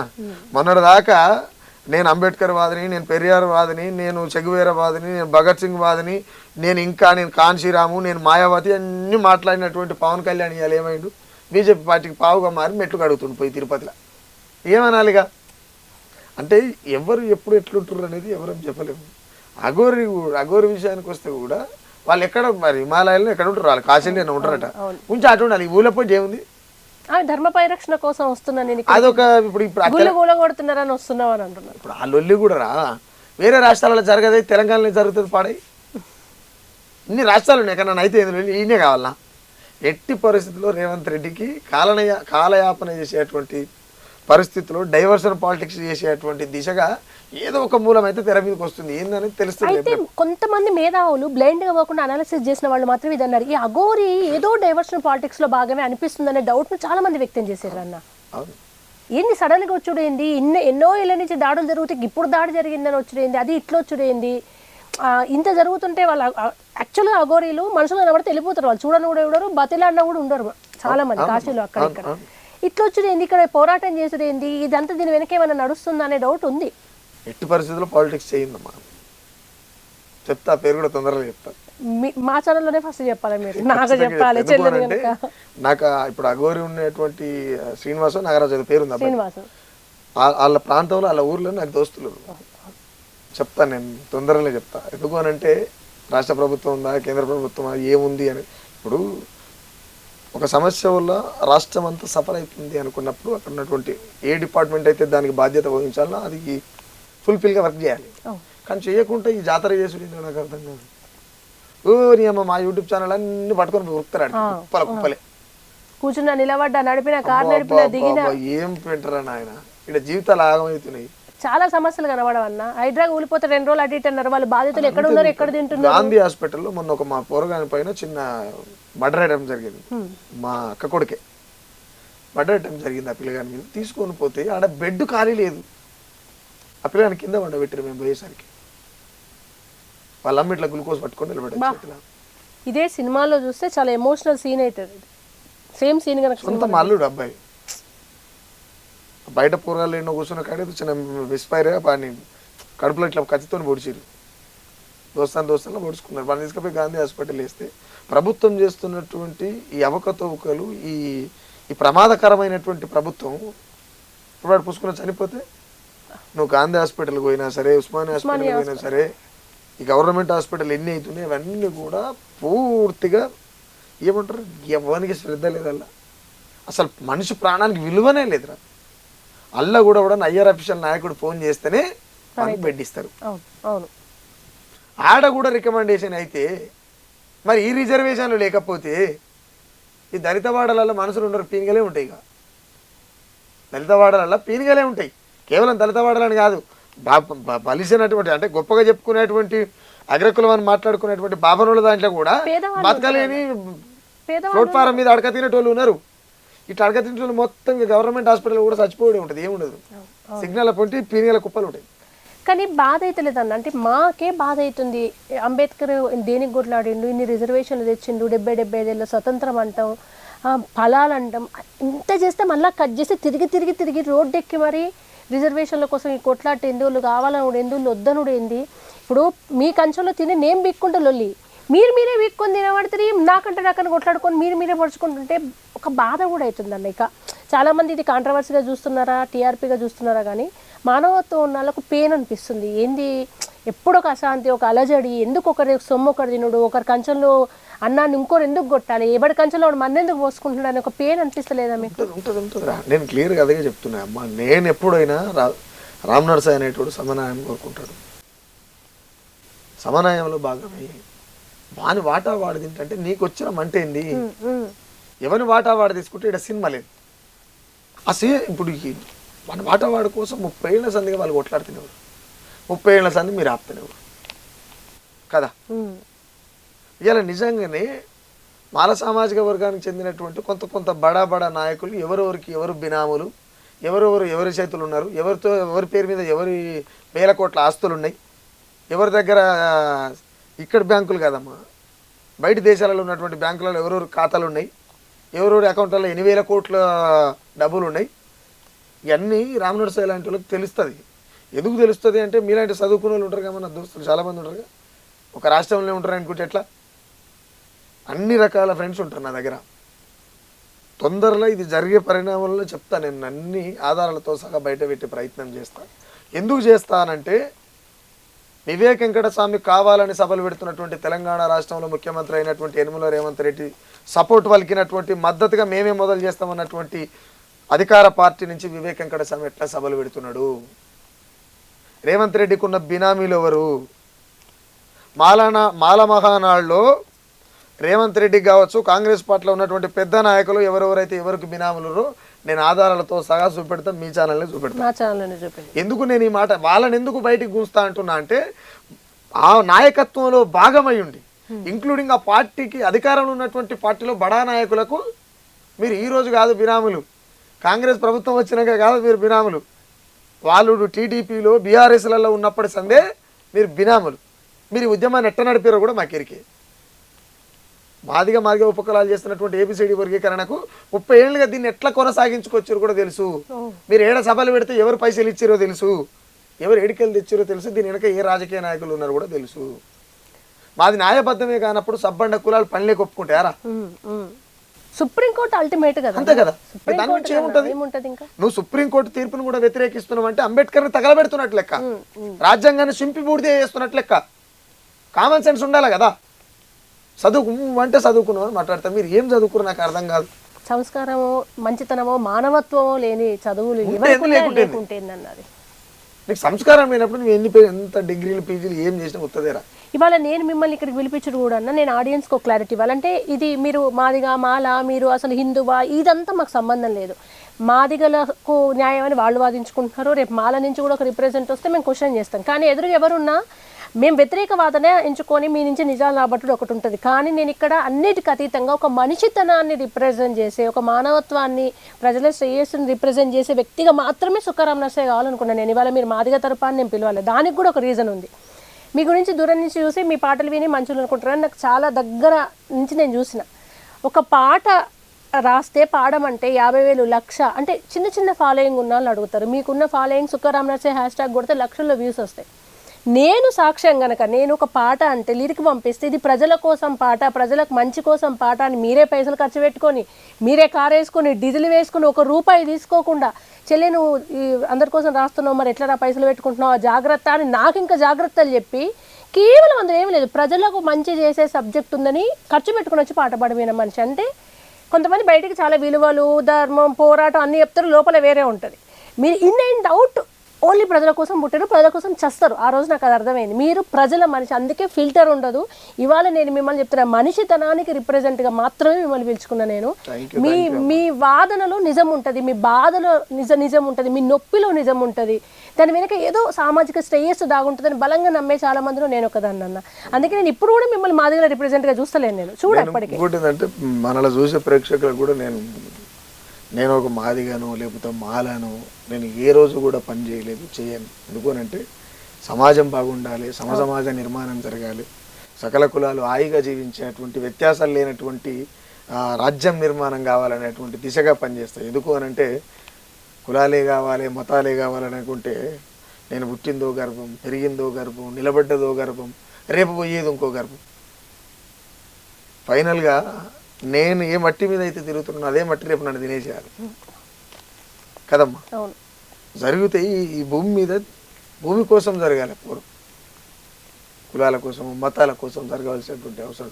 భూబకాసురులు ఉన్నటువంటి భారతదేశంలో ఉన్నాం మనం. చాలా విచిత్రం అనిపిస్తుంది. మార్క్స్ అంటాడు, పెట్టుబడిదారి వ్యవస్థ ఖండాలను తొలుసుకుపోతుంటది. ప్రమాణం ఇవ్వడం అంటే పానం ఇవ్వడం అంటే ప్రమాణం చేసినంత సుతారం కాదా. నిజం. మీరు మీ వాట్సాప్ డిస్క్రిప్షన్ ఒకటి ఉంటుంది, ప్రశ్నించడం అంటే సావుతో సంసారం చేసుడే అని. కానీ మీరు సావుతోటే సంసారం చేస్తున్నారు, చేస్తా డిసైడ్ అయిపోయారు పక్కన సావును పెట్టుకొని. అంటే నేను ఒక్కటి చెప్తామా, నేను మనుషుల కోసం మాత్రమే కొట్లాడతా. అది న్యాయం అనిపిస్తేనే కొట్లాడతా. ఇక్కడ ఉన్నటువంటి ప్రేక్షకులు ఎక్కడ నుంచి ఉన్నా, వాళ్ళు ఎవరైనా ఏ స్థితిలో ఉన్నా, ఏ గతిలో ఉన్నా, వాళ్లకు నా నుంచి అన్న నువ్వు ఇది ఖచ్చితంగా రాయాలి అని మీ దృష్టికి తీసుకొచ్చినా, మీ ఛానల్కి దృష్టికి తీసుకొచ్చినా, నయా పైసా ఖర్చు లేకుండా వచ్చి రామ్ నరసింహ పాడిపోతాడు, రాసిపోతాడు, దాంట్లో డౌటే లేదు. అది ప్రజలది అయితేనే క్లియర్గా, అది ఎంత పెద్ద సమస్య కాదు. ఎవరి మీద రాయమన్నా రాస్తాను. నిజం అనుకున్నప్పుడు నిజం ముంగల నిలబడేటోడు ఎవడు? ఈ పూటకు నేను నిజం మీద నిలబడితే నేను కనుమరుగు అవుతుండొచ్చు, నేను భూమి మీద లేకుండా అయిపోతుండొచ్చు, కానీ నిజాన్ని ఎవడు ఆపుతాడు? నాకు ఇంకొక డౌట్ ఉందన్న, చాలా మందికి ఉంది. మాలలో మాదిగళ్ళల్లో మతం మారిన వాళ్ళు ఉన్నారు, బౌద్ధం తీసుకున్న వాళ్ళు ఉన్నారు, క్రైస్తవంలోకి మారిన వాళ్ళు ఉన్నారు. మతం మారిన వాళ్ళకి రిజర్వేషన్లు కావాలని కొట్లాడడం ఎంతవరకు కరెక్ట్ అన్న? తప్పు కదా, తప్పమ్మా. ఎగ్జాక్ట్లీ. నేను ఇంకొక మంచి మాట అడిగాను, దిగంబర్ కాంప్లే అని చెప్పి, బహుశా ఈ రాష్ట్రం కాదన్నది, మాల మాదిగ ఉపకులాల వర్గీకరణలో భాగంగా అక్కడక్కడ కనపడుతుంది. మొన్న చూసాను నేను, నాకు తెలియదు. ఆయన బౌద్ధాన్ని పుచ్చుకున్నాడు. ఆయన ఇవాళ మాల కులం గురించి, మాదిగ కులం గురించి మాట్లాడుతున్నాడు. నా ఇంటెన్షన్ ఏంటంటే, నీకు బుద్ధి సక్కం లేనప్పుడు బుద్ధం పుచ్చుకుంటేంది పుచ్చుకోకుంటేంది అనట. మనం పెద్దగా ఏం చదువుకోలేదు, మనకు రచ్చబండ పంచాయతీ తప్ప ఏం తెలియదు. రచ్చబండ పంచాయతీలు తెలుసు, ఉన్నది తలా ఇంత తినాలని తెలుసు. ఈ స్ట్రాటజీతోనే పెరిగినాం కాబట్టి అట్లనే ఉన్నాం. బౌద్ధాన్ని పుచ్చుకున్న తర్వాత కులం కావచ్చు, మతం కావచ్చు, అంటరానితనం కావచ్చు, ఇట్లా వివక్షతలో కూడుకున్నటువంటి ఏ వర్డ్ కూడా, దానికి సంబంధించినటువంటి ఎలాంటి సబ్జెక్టు నీ నోటి నుంచి రావద్దు కదా. ఈ బౌద్ధాన్ని పుచ్చుకొని కూడా వాళ్ళు మాట్లాడితే ఏమనాలని, అంతే కదా. మళ్ళీ బౌద్ధాన్ని పుచ్చుకొని ఇలా రిజర్వేషన్లు ఆపాలని చెప్పి లొల్లి మాట్లాడుతున్నావు అంటే నువ్వు ఎట్లా బుద్ధిస్టు అవుతావు? నీకు బుద్ధే సక్కలేదా? బుద్ధి చక్కగా ఉంటే బుద్ధిజం అవసరం లేదమ్మా. ఓపెన్గా నేను అదే నమ్ముతా. నేను తీసుకోవాలనుకుంటే ఎప్పుడో తీసుకుంటాను. నేను మ్యాక్సిమం అదే ఫిలాసఫీలో బతుకుతుంటా. అవును, మ్యాక్సిమం నేను బుద్ధిజం ఫిలాసఫీలో బతుకుతుంటా. నేనేమనుకుంటా అంటే, నా బుద్ధి చక్కగా ఉంటే అయిపోయి నేను ఆ ఇజం తీసుకుంటూనే ఉంటుందా? అక్కడ చెప్పిన గొప్ప గొప్ప లక్షణాలు ఆపాదించుకుంటే చాలు, మనం అంతే కదా. నేను అన్నే ఉండాలని ఏమున్నది? లేదు కదా. మరి బౌద్ధం తీసుకున్నటువంటి దిగంబర్ కాంబ్లే లాంటి వాళ్ళే బుద్ధి లేకుండా మాట్లాడుతుంటే నేను ఎలా పోయి నేనేం చేయాలి? మనిషి ఏడా ఉన్నా సరే నీ బుద్ధి చక్కగా ఉంటే బౌద్ధం నీ అంటున్నట్టే లెక్క, అంతే కదా. నీ బుద్ధి చక్కగా లేకుంటే 100 బుద్ధులు నువ్వు నెత్తినెత్తుకొని తిరిగి నేను బుద్ధవాదిని అంటే కాదు కదా. అంటే ఇట్లా బౌద్ధాన్ని పుచ్చుకున్న వాళ్ళు, మతాలు మారిన వాళ్ళు, ఆ మతంలో మారినటువంటి మతంలో రిజర్వేషన్లు తీసుకోరు. ఉంటాయి, అందులో ఒక తేడా ఉంటుంది. నువ్వు ఏ మతంలోకి అయితే చేరిపోయినావో ఆ మతంలో రిజర్వేషన్ తీసుకో. ఇప్పుడు మాదిగల అంటే ఎక్కువ మాదిగా మాలలు క్రిస్టియన్గా మారుతుంటారు బాగా. అవును, క్రిస్టియన్ మ్యాక్సిమం క్రిస్టియన్ మారుతారు. బాదుకూడదు అనుకుంటే ముస్లింలు అవుతుంటారు అక్కడక్కడ. బాగా చదువుకుని మేధస్సు ఉన్న వాళ్ళందరూ కొంచెం బౌద్ధంలోకి రావాలని ట్రై చేస్తుంటారు. అంబేద్కర్ గారి ఇన్ఫ్లుయెన్స్ అది కూడా. అయితే వీళ్ళు ఏంటంటే ఎక్కడైతే క్రిస్టియన్ ఉన్నారో మీరు అది తీసుకోవద్దు కదా. ఎస్సీ కేటగిరీ కిందకి ఎట్లా వస్తుంది? క్రిస్టియన్లకు సపరేట్ రిజర్వేషన్లు ఉంటాయి, మైనారిటీకి రిజర్వేషన్లు ఉన్నాయి. మీరు అవి మాత్రమే తీసుకోవాలి, మీరు ఎస్సీ అని పెట్టుకోనికి లేదు. ఇప్పుడు నేనేమంటే అంటారా అని వాడంటేనే తట్టుకోకని మన దేశంలో కొత్త మతం పుట్టుకొచ్చని, యేసుక్రీస్తు మతం పట్టినోళ్ళు ఎందరో తోడబుట్టినోళ్ళ దరి చేరకుండరే, ఒక్క రొట్టె ముక్క ఆకలంతా తీర్చునంటని ఇది ఏమిటి అని అడిగితే యేసుమైమ అంటారే. ఈడ నువ్వు మనిషివి కాదన్నందుకే ఇంకో మతం పుట్టిందా? నువ్వు కాదన్నందుకే ఇంకో మతం పుట్టింది. ఇలా మతం పెరిగి పెరిగి పెరిగి పెరిగి పెద్ద పెద్ద వృక్షంగా మారబోతుంది. నువ్వు అంటారా నువ్వు అన్నందుకే కదా వాడు ఇంకో మతాన్ని పుచ్చుకున్నాడు, లేకపోతే మతం పుట్టేది కాదు. ఆ మతానికి పుట్టవలసినటువంటి పుట్టగతులు కల్పించింది కూడా నువ్వే నాయన. ఈ మనుధర్మం అనేది ఏదైతుందో అదే పుట్టించింది. ఇక్కడ కులాలు మతాలను పెట్టడం వల్లనే ఏమో నేను ఊకానికి ఆడిపోయి నేను హేళన గురి కావడం ఏంది? వాడు నాకు నన్ను చర్చికి పిలిచి నాకు డైరెక్ట్ బైబిల్ ఇచ్చి నన్నే చదవమంటున్నాడు. అలాంటప్పుడు స్వేచ్ఛ కోరుకుంటాడు మనిషి. లోపలికి అలో చేస్తున్నారు. ఆ మతం పుచ్చుకున్న తర్వాత, ఈ క్రిస్టియన్ మతం పుచ్చుకున్న తర్వాత చాలా మంది నేను చూస్తుంటే అక్కడక్కడ సొంతం తండ్రి చచ్చిపోతే ఆ ఇంట్లోనే బోధినడు వీడు, మతం వేరే మతం మారిపోయాడు. ఆ ఇండ్లల్లో ఏదో ఎల్లమ్మ పండుగ మల్లమ్మ పండుగ చేసుకుంటే వాడి ఇంటి ముంగల ఊర్లో దేశంలో ఆచారాలు ఉన్నాయి. ఓ రాళ్ళు పెట్టుకొని మశామని కుండలు పెట్టుకొని ఎల్లమ్మని ఇట్లా ముట్టుకునే ఆచారాలు ఉన్నాయి. ఎవరి ఆచారాలు అలాయి. వాడు ఒకవేళ పండుగ పప్పు చేస్తే కూడా వాడాడ ఏదైనా వండి పెడితే కూడా విడి తినడు. ఎందుకంటే సైతాను తినొద్దు, అది సైతాన్ అంటాడు. ఇది ఎక్కడికి అతను నాకు అర్థం కాదు. అంటే ఈ మతాలకు ఈ వ్యత్యాసాలకు ఈ కలతలకు అన్నిటికీ కారణమే ఈ మన ధర్మశాస్త్రం. కానీ అన్న ఇప్పుడు మాలల్లో కొంతమంది మనుధర్మం, ఇప్పుడు ఆడవాళ్ళు ఎక్కడ బాగుంటే అక్కడ పూజింపబడతారు, అక్కడ దేవతలు ఉంటారని చెప్పింది మనుధర్మమే. అసలు కుల వ్యవస్థే లేకుండా వర్ణ వ్యవస్థ, వాళ్ళ లక్షణాన్ని బట్టి వాళ్ళకి ఒక వర్ణం ఆపాదించబడితే ఈ కులాల మధ్యలో పుట్టించి మనుధర్మమే బాగుండే, మనుధర్మంలో నీతులు బాగుండే, కొంతమంది మధ్యలో అన్ని కల్పితాలు కల్పించి వాళ్ళ అక్కర కోసం, వాళ్ళ అవసరం కోసం, స్త్రీని అణిచివేయడం కోసమో, కులాల పేరుతో మిగతా వాళ్ళు అణిచివేయడం కోసం పుట్టించిన ఒరిజినల్ మనుధర్మంలో వర్ణ వ్యవస్థ ఉంది, కులాలే లేవు, అదే మంచిది అంటున్నారు కదా అన్న. నేనేమంటే ధర్మం అనేది ఒక మార్గం అమ్మ. ధర్మం అనగానే హిందువులని, ధర్మం అనగానే జై శ్రీరామ్ అని, ధర్మం అనగానే ఓం నమ శివాయ అని, ఇది కాదు. ధర్మం అంటే ఒక మార్గం, అంతే కదా. అవును. ధర్మం అనేటువంటి మార్గంలో మనసులు సమానంగా ఉండేటువంటి వాతావరణం కలిగి ఉండాలి.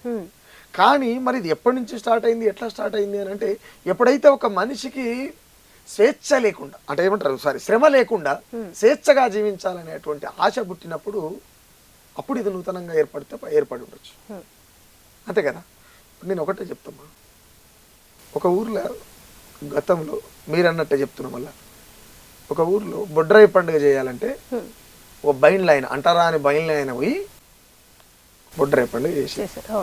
ఆ బొడ్రాయి పండుగ చేసేందుకు ఈ బ్రాహ్మణ పండితుడైనటువంటి ఆయన ఊరు బొడ్రాయి పండి ఆడ దున్నపోతు నరుకుతారు, లేకపోతే ఇంకేదో చేస్తారు, అది అపవిత్రం, నేను రాకూడదని చెప్పి రాకపోయేది. కానీ ఇప్పుడు అదే బాపన పండితుడు 3 లక్షల రూపాయల కట్నం తీసుకొని వస్తుంది, బ్రాహ్మణులు చేస్తున్నాడు. అప్పుడు అపవిత్రమైంది, ఇప్పుడు పవిత్రం ఎట్టయింది అంటే ఇలాంటివి అనేకం జరిగినాయి కాలక్రమంలో, అనేకం జరిగినాయి. ఇవన్నీ పోవాలంటే కులం పోవాలి, మతం పోవాలి, చాలా టైం పడుతుంది. మనం చూడము అవి. ఇప్పుడు మాట్లాడుకుంటాం, వింటాం, వాళ్ళు కూడా వింటారు, ఏదో లైక్ కొడతారు, లేకపోతే నచ్చితే మంచి కామెంట్ పెడతారు, లేకపోతే ఇంకోలాగా పెడతారు, అంతే. అది విషయం ఏంటంటే మనం చూడడం తెలియదు నిజంగా కూడా.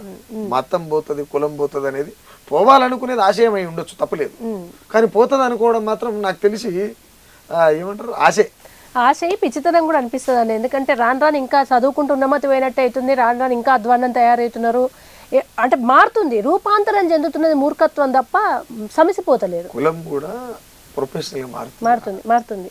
నువ్వు ఆఖరికి పలానా బట్టలు వేసుకుంటే వీడు మాకులపోడు అయి ఉంటాడు అనేటువంటి ఊహకు వచ్చిర్రు. ఎంత విచిత్రం! వాని రంగు, వాని కలర్ చూసి వీడు ఈకులపోడు అనే కాడికి వచ్చిర్రు. ఎంత విచిత్రం! వాడు చెప్పేదాకా మనిషికి తెలియదు. ఏం నొష్టి మీద రాసుకున్నా, నేను పలానా అని, నేను బాబా నేను ఈడు రాసుకున్నా, బల్జును ఆడ రాసుకున్నా, ఎవరు రాసుకుర్రు? కొత్తగా అనేస్తారు. కులం అనేది ఈ దేశంలో అతి ప్రమాదకరమైందిరా, దాన్ని మించినటువంటి ప్రమాదం లేదు. ఆ కులం పోవాలనుకోవడం తప్పు లేదు, పోతుంది అనుకోవడం ఆశగా మిగిలిపోతుంది, అంతే. పోతుండొచ్చు, బట్ మనం చూడం. ఇంకోటి ఏమనంటే బహుజనులు అనేటోళ్ళు కలవరు. తెలంగాణకు వస్తే కాంశీరామ్ లాంటి వాళ్ళు చంపిన వాళ్ళు, బాబాసాహెబ్ రాజ్యాంగం రాసినటువంటి బాబాసాహెబ్ అంబేద్కర్ పోటీ చేస్తేనే ఓడగొట్టిన వాళ్ళు. నేను అందుకే చాలా ఇంటర్వ్యూలు అంటుంటా, స్వతంత్రం వచ్చి 76-77 సంవత్సరాలు గడుస్తున్న అచ్చమైన సంసారం చేస్తున్న పరాయి మొగని కిరాయి పెళ్ళం రా మీ బహుజనవాదం, తాలిగట్టిన మొగడు ఒక్కడు లేక ఎగన సిగ్గి తెచ్చుకోరాదు ఏందిరా మీ పంచాయి అని అంటున్నాను. అన్న మనుషులు ఎట్లుంటారంటే అంబేద్కర్లో కూడా ఏది నచ్చితే అదే తీసుకుంటాం. అంబేద్కర్ అన్ని చెప్పినవి తీసుకోం, మళ్ళీ మాకు ఏది బెనిఫిట్ అది ఎవరికి వాళ్ళే అన్న. అది అంబేద్కరా మరొకరా కానీ వాళ్ళకి కంఫర్ట్ ఉన్నది, వాళ్ళకి నచ్చింది, వాళ్ళకి ఏమైనా ఉపయోగపడేది తీసుకుంటారు, మిగతాది ముట్టుకొని కూడా ముట్టుకోరు. నేనేమంటున్నానంటే ఇప్పుడు ఓన్ చేసుకున్నటువంటి మాలలు కావచ్చు, మాదిగలు కావచ్చు, ముఖ్యంగా అంబేద్కర్ని మాలలు ఎక్కువ చేసుకున్నారు. మా మాల ఆయన అనే పరిస్థితికి తీసుకొచ్చారు. ఇప్పుడు ఆ మహానుభావులను అందరూ ఎందుకు మరి వాళ్ళు అట్లా పోల్చుకుంటారు నాకు అర్థం కాదు. ఇప్పుడు గద్దారని కావచ్చు, లేకపోతే కలేకూరని కావచ్చు, మొన్నటిదాకా బతుకున్నటువంటి సాయి చంద్రని కావచ్చు, వీళ్ళందరినీ ఒక కులాన్ని అడాప్ట్ చేస్తారు. దానివల్ల వాళ్ళకి ప్రమాదమే నాకు తెలుసు. వాళ్ళ మిగతా సమాజం అంతా దూరం పెట్టుకుంటది. కొన్ని రోజులకి ఇది పెరిగి శత్రువు అనే ఫీలింగ్ కూడా వస్తుంది లాస్ట్. ఊడంజన్న అయినది అవ్వో నీవా నువ్వు అయ్యో నీవా తెలంగాణ నీకి తోటి పాలు ఊరు మనదిరో ఇవా వాళ్ళ గొప్ప గొప్ప పాటలు రాశాడు ఆయన. ఆయన మాలనట, నాకు నిన్నటిదాకా తెలియదు. ఓ ఈయన మాలనట అని చెప్పి ఇవాళ చూస్తున్నటువంటి పబ్లిక్ రేపు ఇంకోలాగా చూస్తారు కదా. మీరు అంత గొప్ప స్థాయి మేధస్సుతో పనిచేసిన వాళ్ళు, వాళ్ళు ఒక రాజ్యాన్ని తెచ్చేటువంటి దిశగా పనిచేసిన వాళ్ళు, వాళ్ళని ఎందుకు కులాలకు పూస్తారు? అటుపోతే బాబాసాహెబ్ అంబేద్కర్ని పూస్తారు అట్లే, ఇటు వస్తే వీళ్ళని పూస్తారు. ఎందుకు ఈ దౌర్భాగ్యమైన చేతులు చేస్తారు? వాళ్ళ స్థాయిలో వాళ్ళకు వాళ్ళని ఉండని, వాళ్ళు అల్టిమేట్, వాళ్ళ ప్రజలలో ఉన్నారు, వాళ్ళు ప్రజల గొంతుగా బతికారు, వాళ్ళని అట్లనే ఉండనియండి. వాళ్ళ సమాజం కోసం అంతే. రేపు ఇంకోటి ఇట్లనే గట్టిగా ఈ మాలలు బాబాసాహెబ్ను ఓన్ చేసుకుంటే కూడా ఊర్లలో మాట ఉంటుంది, నేను ఇది అనొచ్చు అన్నదో తెలియదు, ఉన్న సామెత చెప్తున్నాను, నేను అంటలేను. పొద్దున్న లేస్తే మాలను ముఖం చూడొద్దు అని ఒక సామెత ఉంటుంది. మరి ఇదే సామెత పెరిగి పెద్దగా ఒక బ్రాహ్మణ పండితుడు, పెద్ద గొప్ప పండితుడు అయినటువంటి ఒక ఆయన సినజీయర్ స్వామి లాంటి వాళ్ళు కూడా వచ్చి మరి అంబేద్కర్ మాలనటగా రాసిన రాజ్యాంగం ఉండకూడదు అపవిత్రం అని ఏం చేస్తారా నాయన? దేశం ఉన్నది వాళ్ళ చేతుల, విగ్రహం కనబడద్దంటే ఏం చేస్తావు? కాబట్టి మీరు మాలలకు ఆపాదించుకునే ప్రయత్నం చేయకూడదు నాయన. ఆయన సబ్బండ వర్గాల దేవుడు, ఆయన అందరూ కొలిచేటట్టు చేయరు. ఇంకోటి ఈ విగ్రహాలు కూడా వీళ్ళు ఏం చేస్తారంటే పోయి దళిత వాడలలో పెట్టుకుంటారు. ఇదేం అర్థం కాదు. ఎవడన్నా ఉన్న అల్ల ఉన్నోడు, ఊర్లో ఉన్నాడు, పెద్ద మనిషో సర్పంచో లేకపోతే పెద్ద కులం అనేటోడు ఎవడుంటే వాడిని మన మీద నిలబడి ఫైట్ చేయరు. పోయి ఫైట్ చేసి నడువులో పెట్టుర్రి, వచ్చిపోతుంటే అందరు మొక్కేటట్టు పెట్టుర్రి. ఇప్పుడు గుడి అనేది అందరికి అనుకూలంగానే కట్టుకుంటారు కదా. ఆ గుడిలోకి పోతే నీ మొక్కితే నీ బాధ తీరుతుందో తీరదో, కానీ ఈయన ఆస్వాదిస్తే ఈయన చట్టాలన్నీ తీసుకుంటే నువ్వు బతుకు మారుతుంది రా నాయన. నువ్వు బతుకు మారటోనేమో బజార్లో పెట్టుకుంటావు, అక్కర్రాని దేవుని తీసుకొచ్చి నాటి రోడ్డు మీద పెట్టుకుంటావు. అవునా కదమ్మా? నేను అదే చెప్తున్నా. ఇప్పుడు నువ్వు కోరి బండరాయికి ఎన్ని నైవేద్యాలు పెట్టినా అదేం నిండదు, కడిపి రాయం దొడ్డు కాదు. రాయి ముంగల నైవేద్యం పెడితే తినే రాయి దొడ్డు అవుతుంది, ఏం కాదు అమ్మా. అవి ఉన్నది తింటేనే ఉన్నది తినాలి, లేకపోతే కుక్కరోళ్ళు అక్కడ తినిపోతాయి ఆడికి. ఇక పెద్ద పెద్ద టెంపుల్ అంటే అది ఎట్టేటుంటుంది నాకు తెలియదు, నేను చూడలే. ఇప్పుడు అంటే సహజంగా ఒక మనిషి ఇంకో మనిషి చేత ప్రేమించబడాలి. ఒక మనిషి ఇంకొక మనిషి కోసము, లేకపోతే ఆ మనిషి కోరుకున్నటువంటి సమాజం కోసము బతకగలగాలి. అట్లా బతకలేనప్పుడు బతికే కాదన్నా.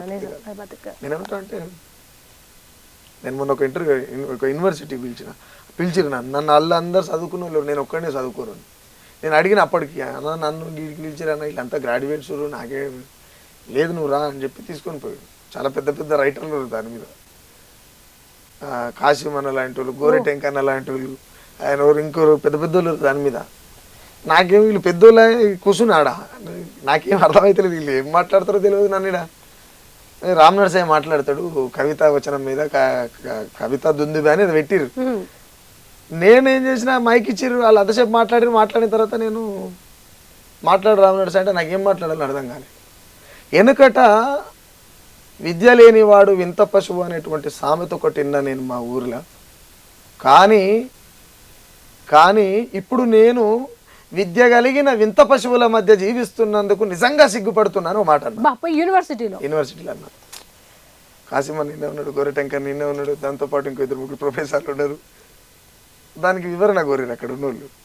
ఎందుకంటే విద్య కలుగుండడమే జ్ఞానం అనుకుంటే,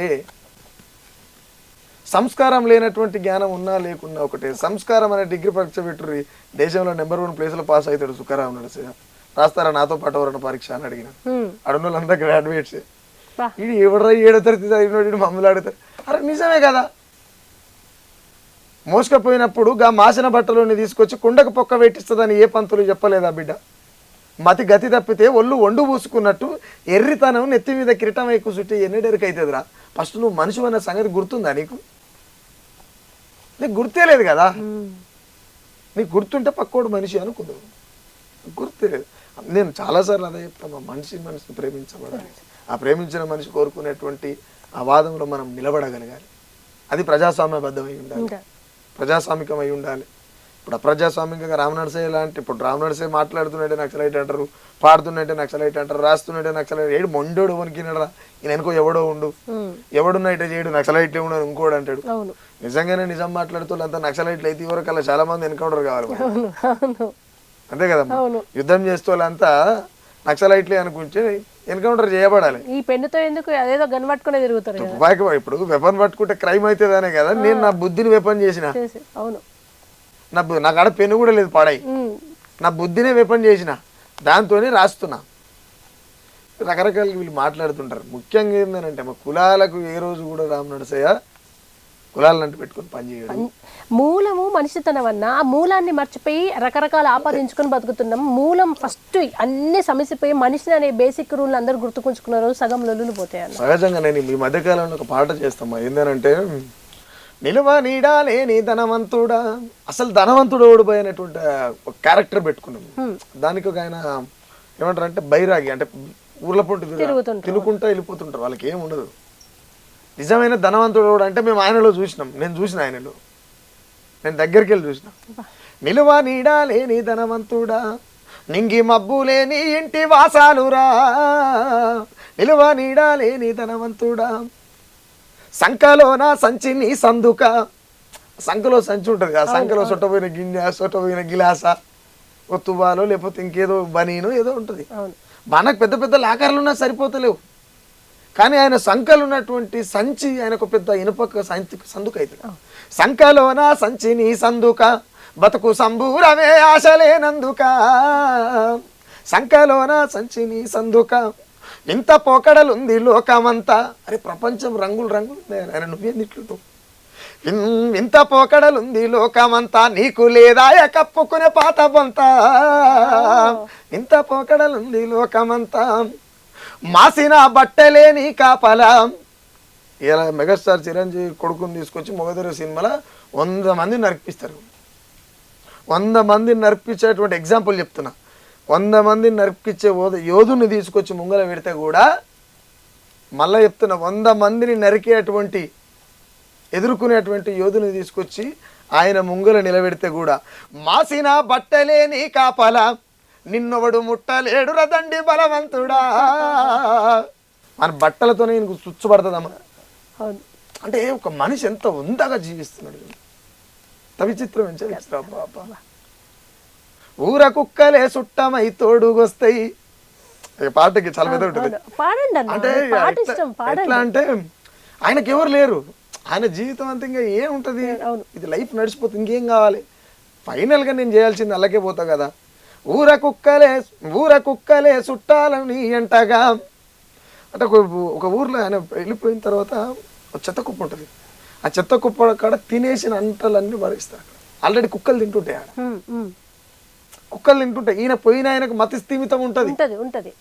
మతి స్థిమితం ఉంటుంది, నేను మనిషిని అనే సంగతి గుర్తున్నది. అక్కడ చూస్తున్న వాళ్ళంతా మనుషులు అనబడేటువంటి రూపంలో ఉన్నటువంటి వాళ్ళు మాత్రం అనేటువంటి సంగతి ఈయనకు తెలుసు. కాబట్టికనే ఈయన ఆవేశాధారణలో ఉంటాడు. లేకపోతే ఈయన కూడా మనుషులు అనబడేటువంటి ఊహలో ఉంటే ఈయన కూడా మంచి పట్టు. ఊర కుక్కలే చుట్టాలు నీ తోడుగా, ఊర కుక్కలే చుట్టాలు నీ తోడుగా, ఎంగిరిస్తారాకులే నీకు కడుపు నింపా, ఎవడేసినా మెతుకులెన్నో అని ఏనాడు లెక్కలేని బతుకు రందిదని. అంటే ఆయనకి ఏ బాధ లేదు, ఎవడేసిండు ఎక్కడ పోయి ఏవడనో ఆయన పోయే కొద్దీ ఆయనకు తోవలన్నీ వేరే ఉంటాయి.